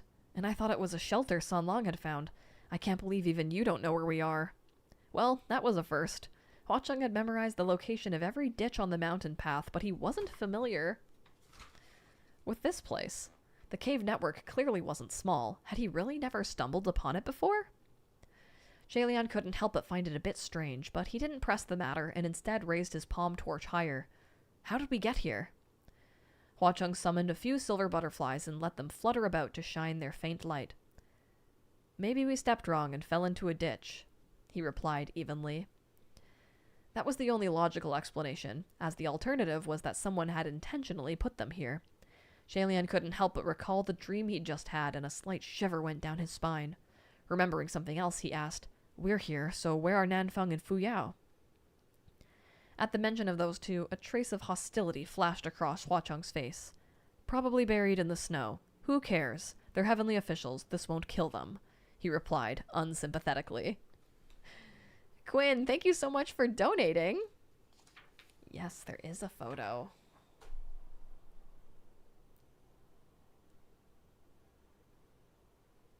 Hua Chung's like, "Nope, don't know. I don't know where we are, Gaga. Not sure. Anyways."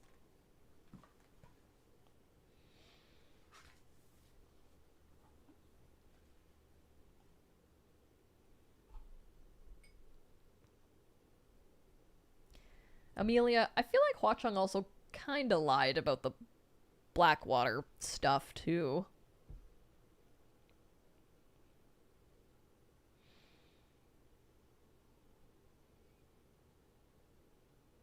Let's hope my murals have eroded by now.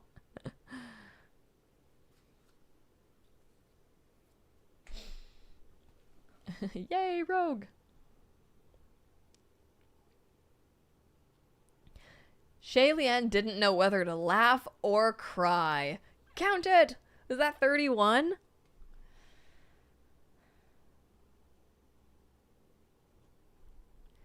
Even if they can't die, it still won't feel great to be buried for decades if no one helps dig them out.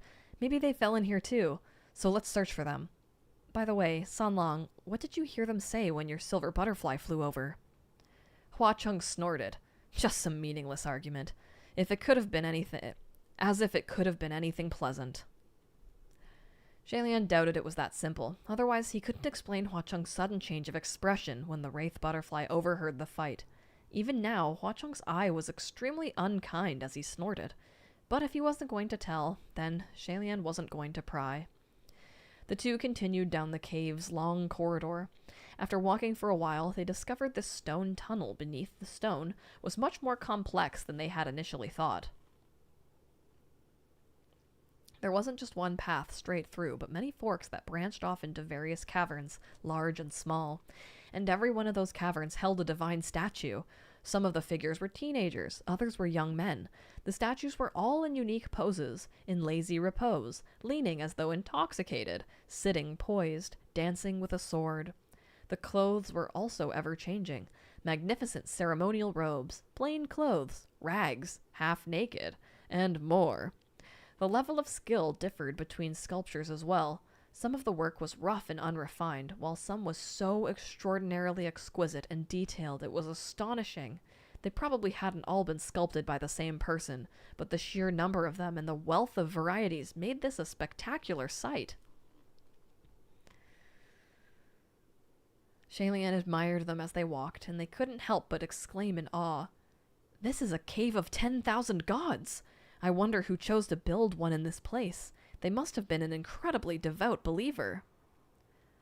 However, all the divine statues shared the same peculiarity. Their faces were covered by light veils. Some of the veils were large enough to cover the statue's whole body, revealing only the hem of its robes or its feet. Shaylian really was quite curious and wanted to pull the veil from a divine statue to see its face, but Hua Chung spoke up behind him. Gaga, I suggest you don't.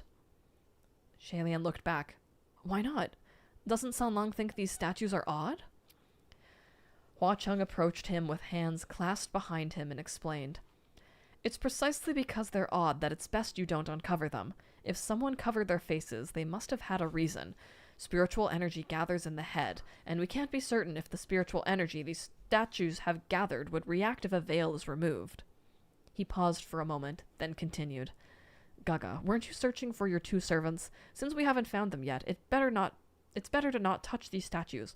Best to avoid any unexpected complications. He's being so weird. I love it. While his explanation sounded slightly far-fetched, it made logical sense. It wouldn't be a laughing matter if removing a veil awakened something within these statues. Shalian wasn't prone to touching what he shouldn't.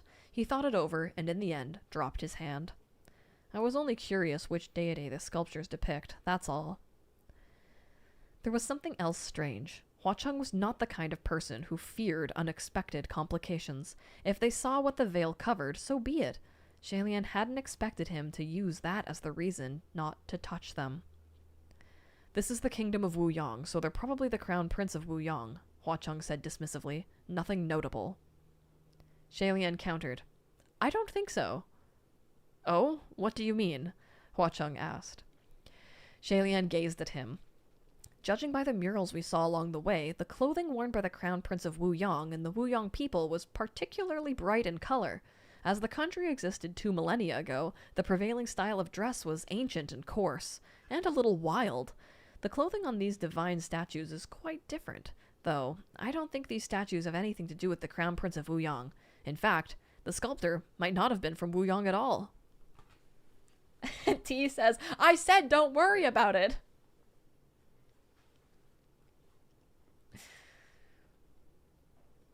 Hua Cheng smiled brightly at him. Is that right?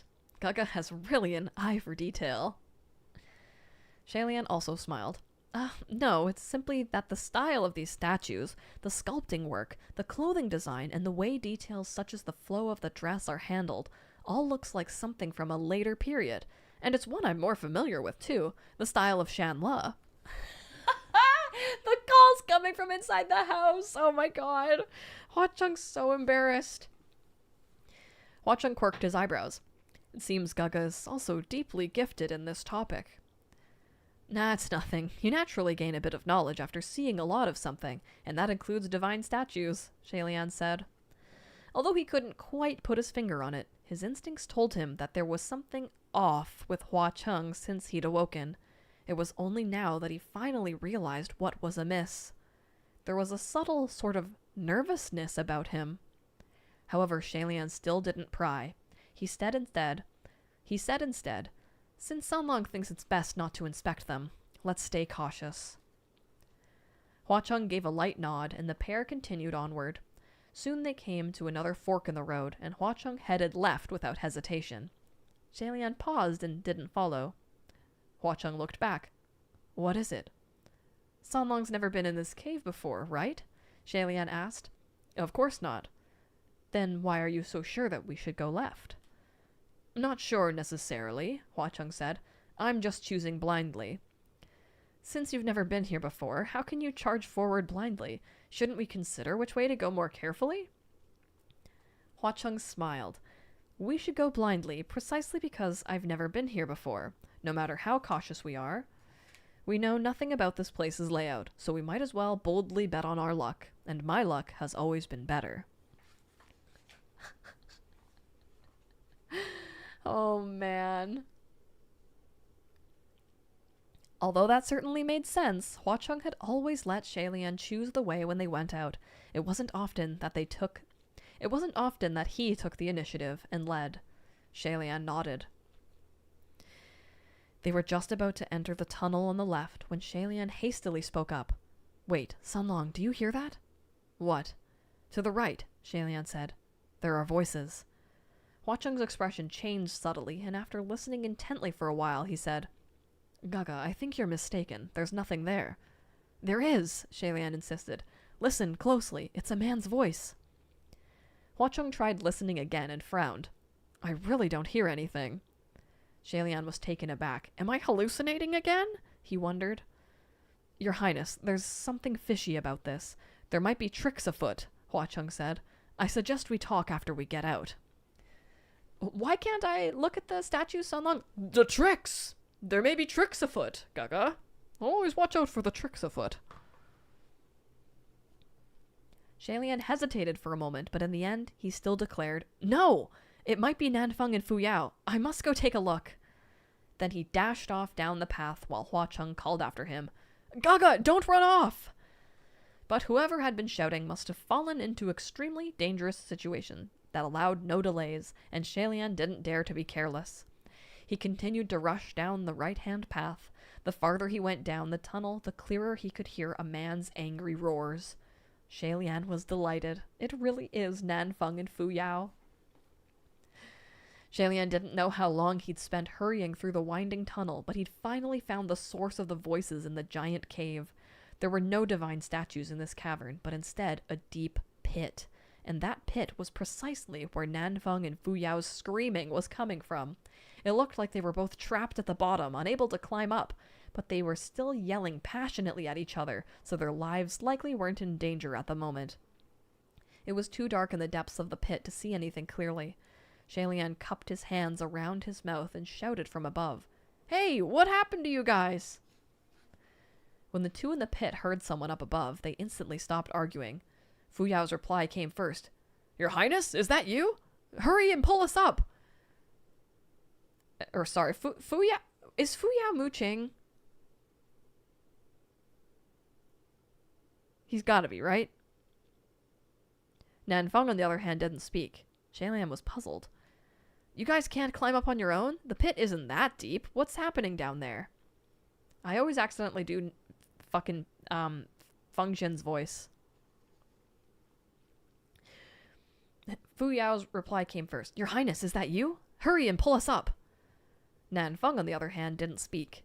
Shalian was puzzled. You guys can't climb up on your own? The pit isn't that deep. What's happened down there? Perhaps it was because he'd been fighting the entire way, but Fu Yao was full of fire.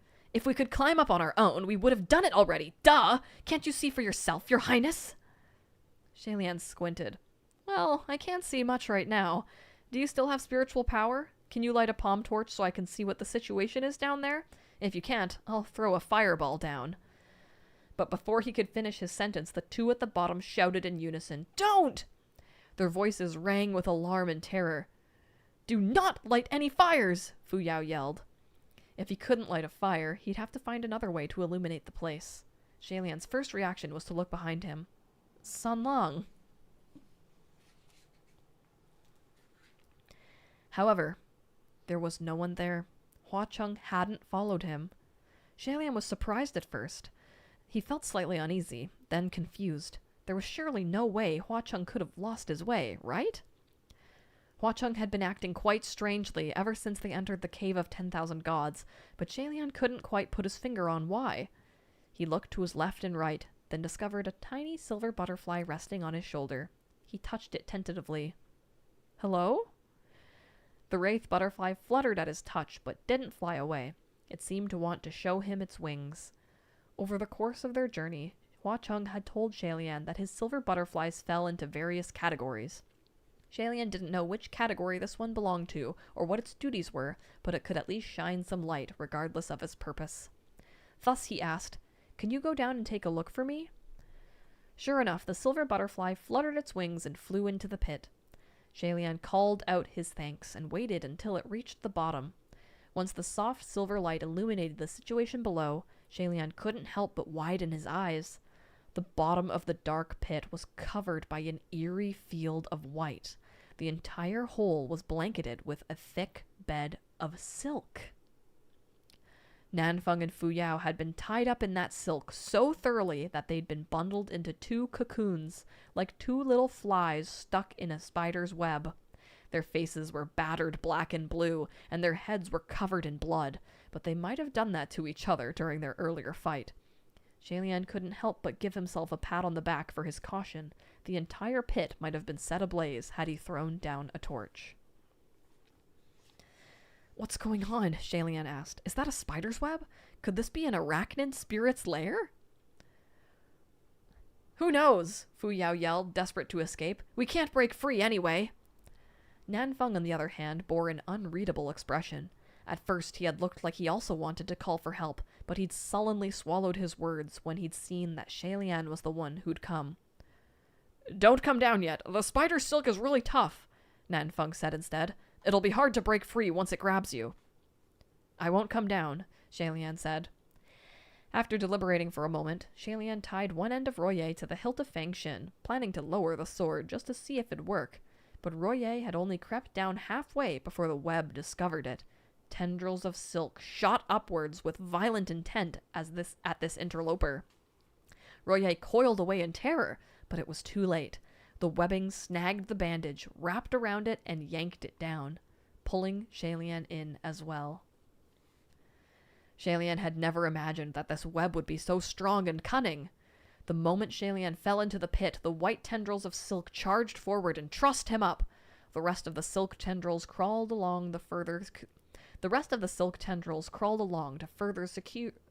secure the cocoons that trapped Nanfeng and Fu Yao. Fu Yao was absolutely furious. How come you fell in too? Now look at us, 3 stupid fools. Let's all just die here together.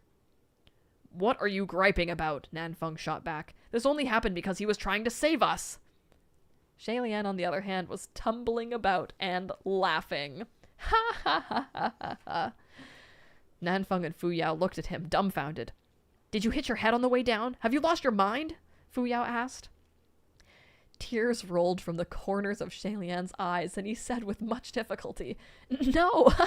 What's with this web? Why is it so ticklish? I can't! The silk bed had caught him gently when he fell, and the tendrils that had bound him seemed to touch him with care and love. They brushed softly against Shalian's body while they worked, as if they were tickling him. Shalian curled into a ball, fighting back with tenacity. No, don't! Wait! Stop! Stop! I give! Stop! Only then did the white silk tendrils bind his hands behind his back and stop their ticklish dance. Nanfeng and Fu Yao stared at him. A moment later, Fu Yao said grumpily, How come it was so rough when it tied us up, but lenient with him? It hasn't even covered his face. Shalian finally caught his breath. Aren't your faces uncovered too? Fu Yao rolled his eyes. They were uncovered. We had to use our teeth to tear holes after we woke up. We couldn't have shouted otherwise. Did they tear each other's veils off with their teeth? Shalian tried struggling a bit, but the silk webbing was tough and unyielding. Plus, his ribs faintly hurt from laughing too hard. For now, he was out of commission. He decided to relax a bit, lying down flat. So, how did you two end up here? Don't know, Fu Yao replied. When the avalanche hit, snow came crashing down on us. When we spoke up, we were already here. When we woke up, we were already here. No, Shalian said. I mean, why did you come to Mount Tonglu? Fu Yao was furious the instant the topic was raised. I was pursuing that ghost woman, Lan Chang, and the fetus spirit. Who knows why he's here? Me? I'm here to chase after that mother and child too. Nanfeng. Oh, I fucked up their voices again. Fu Yao was furious the instant the topic was raised. I was pursuing that ghost woman, Lan Cheng, and the fetus spirit. Who knows why he's here? Me? I'm here to chase after that mother and child too, Nanfeng answered. Then why didn't you go after them? Fu Yao spat. Why did you hit me? My general already said that he had nothing to do with the fetus spirit. He didn't kill either of them. His goodwill was taken for ill. There's honestly no point in trying to be a good person. Shalian mediated out of habit. All right, stop. I understand the situation now. Stop fighting, stop arguing. You're the ones who caused that avalanche, so can you just give it a rest? Let's think of a way to get out together. However, Nanfeng was incensed. Does your general really not realize how he usually acts? He has no right to complain if people are suspicious of him. Fu Yao glared. What did you say? I dare you to say that again. Nanfeng glared even harder. I do dare, and I will say it again. You never had goodwill for anyone. You just want to show benevolence to people you can't stand so you can secretly feel all smug about it later. You're after your own satisfaction, and you love to watch everyone else make fools of themselves. Don't give me that goodwill be taken for ill garbage, and don't you dare think that you're a good person. Genuinely good people aren't like you. You've never been one. Veins popped on Fu Yao's forehead, and his lips began to twitch. You've made that all up. It's pure nonsense. You know best whether it's nonsense, as if I don't know you, Nanfeng shouted. Oh, shit. The veins now bulged all the way down Fu Yao's neck. What right do you have to lecture me, looking down on people from so high up? Careful, you might fall a leg. Sorry, careful, you might fall and break a leg. I'm better than you at everything, Nanfeng yelled. Do you think no one knows about that shitty stunt you pulled back then? Just full on saying I'm better than you at everything. The mere mention of this mysterious incident seemed to inflame Fu Yao even more, his fire fueled by shame. Yes, I admit I did it! But how much better are you than me, really? Acting like you're a model of loyalty. Didn't you ditch the boss too when you got a wife? Didn't your wife and son suddenly become more important? Everyone does things for themselves. Everyone makes themselves top priority. Aren't you embarrassed to keep hanging that ancient shitty deed over my head? When he heard wife and son, Nanfeng's outrage exploded. You! Although neither could move, they were so intent on their argument that they didn't realize the way they addressed each other had slipped. They had dropped your general and my general in favor of you and me, and in their fury they had completely failed to notice what this exposed. Only now did they realize their error. Shailian had long since stopped talking. Nanfeng and Fu Yao both whipped their heads over to look at Shailian's direction and saw that he'd silently flipped on the silk bed, turning over and only showing them his back. I saw nothing. Wait, I heard nothing.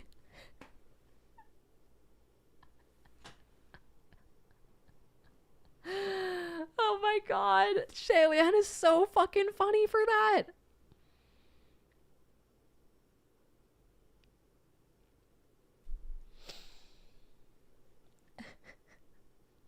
Shailian faced the stone wall as he politely asked, Are you two going to keep this up? I won't comment on anything else you were discussing, but, I do think that someone's wife and son should be most important.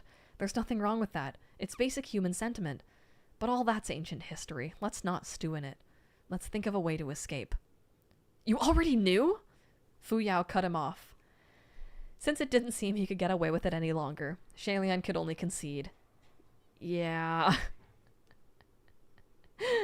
Not prepared cause, thank you for being a member for 18 months. And says, babes, you were not sneaky. Yeah, literally. Also, Shailian defending Feng Shen here. When did you find out? How did you find out? Fu Yao said in disbelief. Shailian didn't have the heart to tell the truth. Instead, he replied, I forget exactly. The real answer was that he'd known everything for a very, very long time. He'd already vaguely suspected it on Mount Yujin, and by the time they set foot in Banyue Pass, he'd confirmed it. These junior martial officials from the middle court, they didn't actually exist.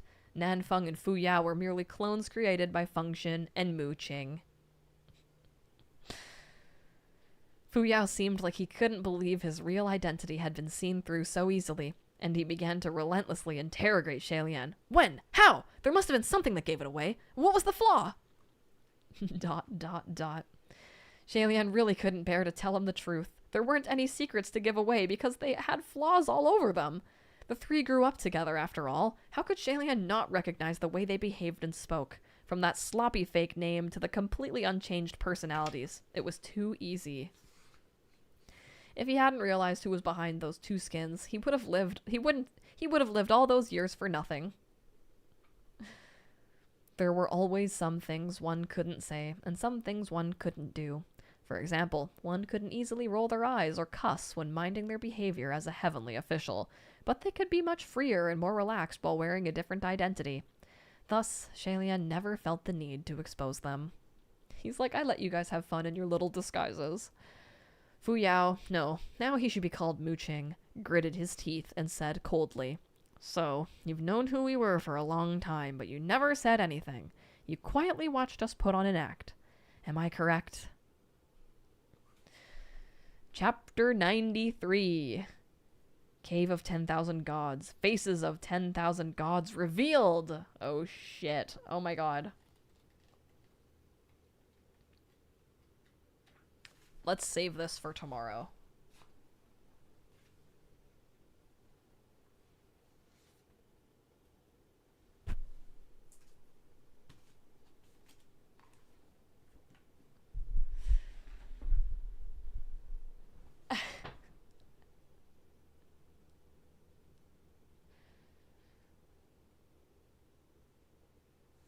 T says, I remember on my first time reading it that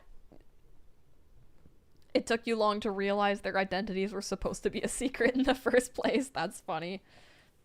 That's kind of like how I was surprised that we were supposed to not know that the Rainmaster was Princess Yushi. Okay, this says that the Nan of Nanfeng is the same character used in Feng Xin's heavenly title, Nan Yang, and the Feng is the same character used in Feng Xin's proper name. Fu Yao literally means to take off, take flight, figuratively. It means someone who climbs the ladder quickly, or an ambitious person. Wow, Feng Xin's dumb as shit.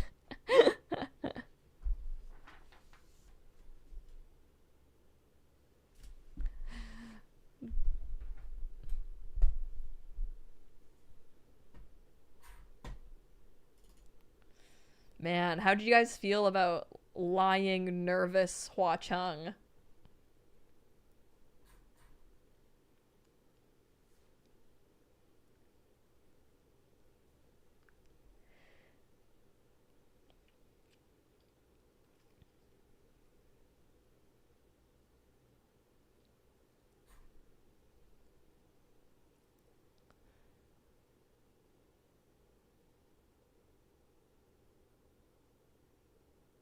Rogue says, "Ooh, I'm so excited for the next chapter. Tell him your secrets." Yes, yes.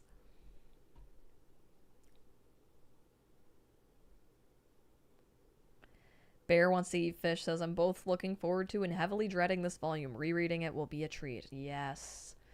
Oh, man. Well, like, we're starting to see just how fucking scared Shalian is of White No Face. And from what we currently know from the first flashback, is that, like, yeah, he, like, fucked with them and he caused a plague. Like, that's definitely, like, worthwhile to give someone PTSD. But it's like, oh, you don't even really know what happened. And what's this with ditching the boss and then Feng Xin having a wife and son? I love that Shalian was like, I actually think caring for your wife and son should be most important. Feng Xin actually did nothing wrong. It was you, Mu Qing, who betrayed me. You bitch. And then it's interesting, Fuyo says, "Yes, I admit I did it. But how much better are you than me, really? Acting like you're the model of loyalty." Damn. These guys, they need so much counseling. Oh my god, Rogue! This is my first go around, so I know next time. Dude, holy fuck, you're in for such a treat. The next flashback is like, it's one of my favorite books just because it's so fucking good. It's fucked up and evil though.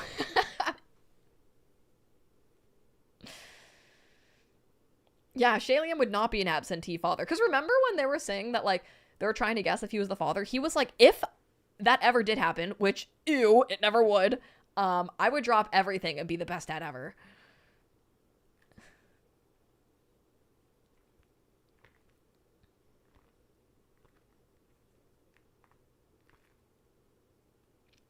Rogue says, "I'm assuming it's going to rip my heart apart, which is what I'm here for." Yes, yes. Luckily, it's like, it's not like Hualian pain. Thank God. That would be too sad.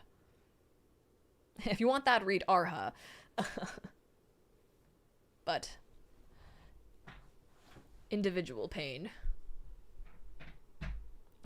Kate says, except in your Tomodachi Island where he hates his daughter. Okay, no spoilers for the scene. Don't bring up the scene or any of the flashbacks. This is good. This is good. Bear wants to eat fish says you should do an Arha reading after TGCF. Oh my gosh.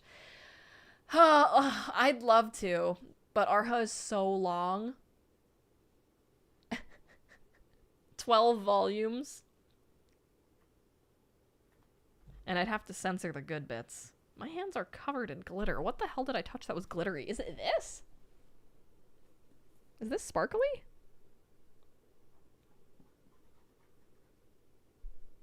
It is! The sparkles on this are coming off.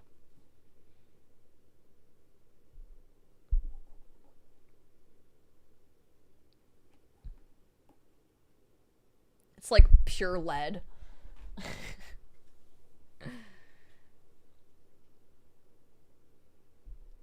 Scratch and sniff. It's the foil coming off. Yeah, it is the foil coming off, isn't it?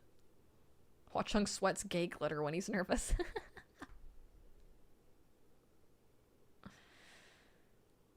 Okay. I gotta go.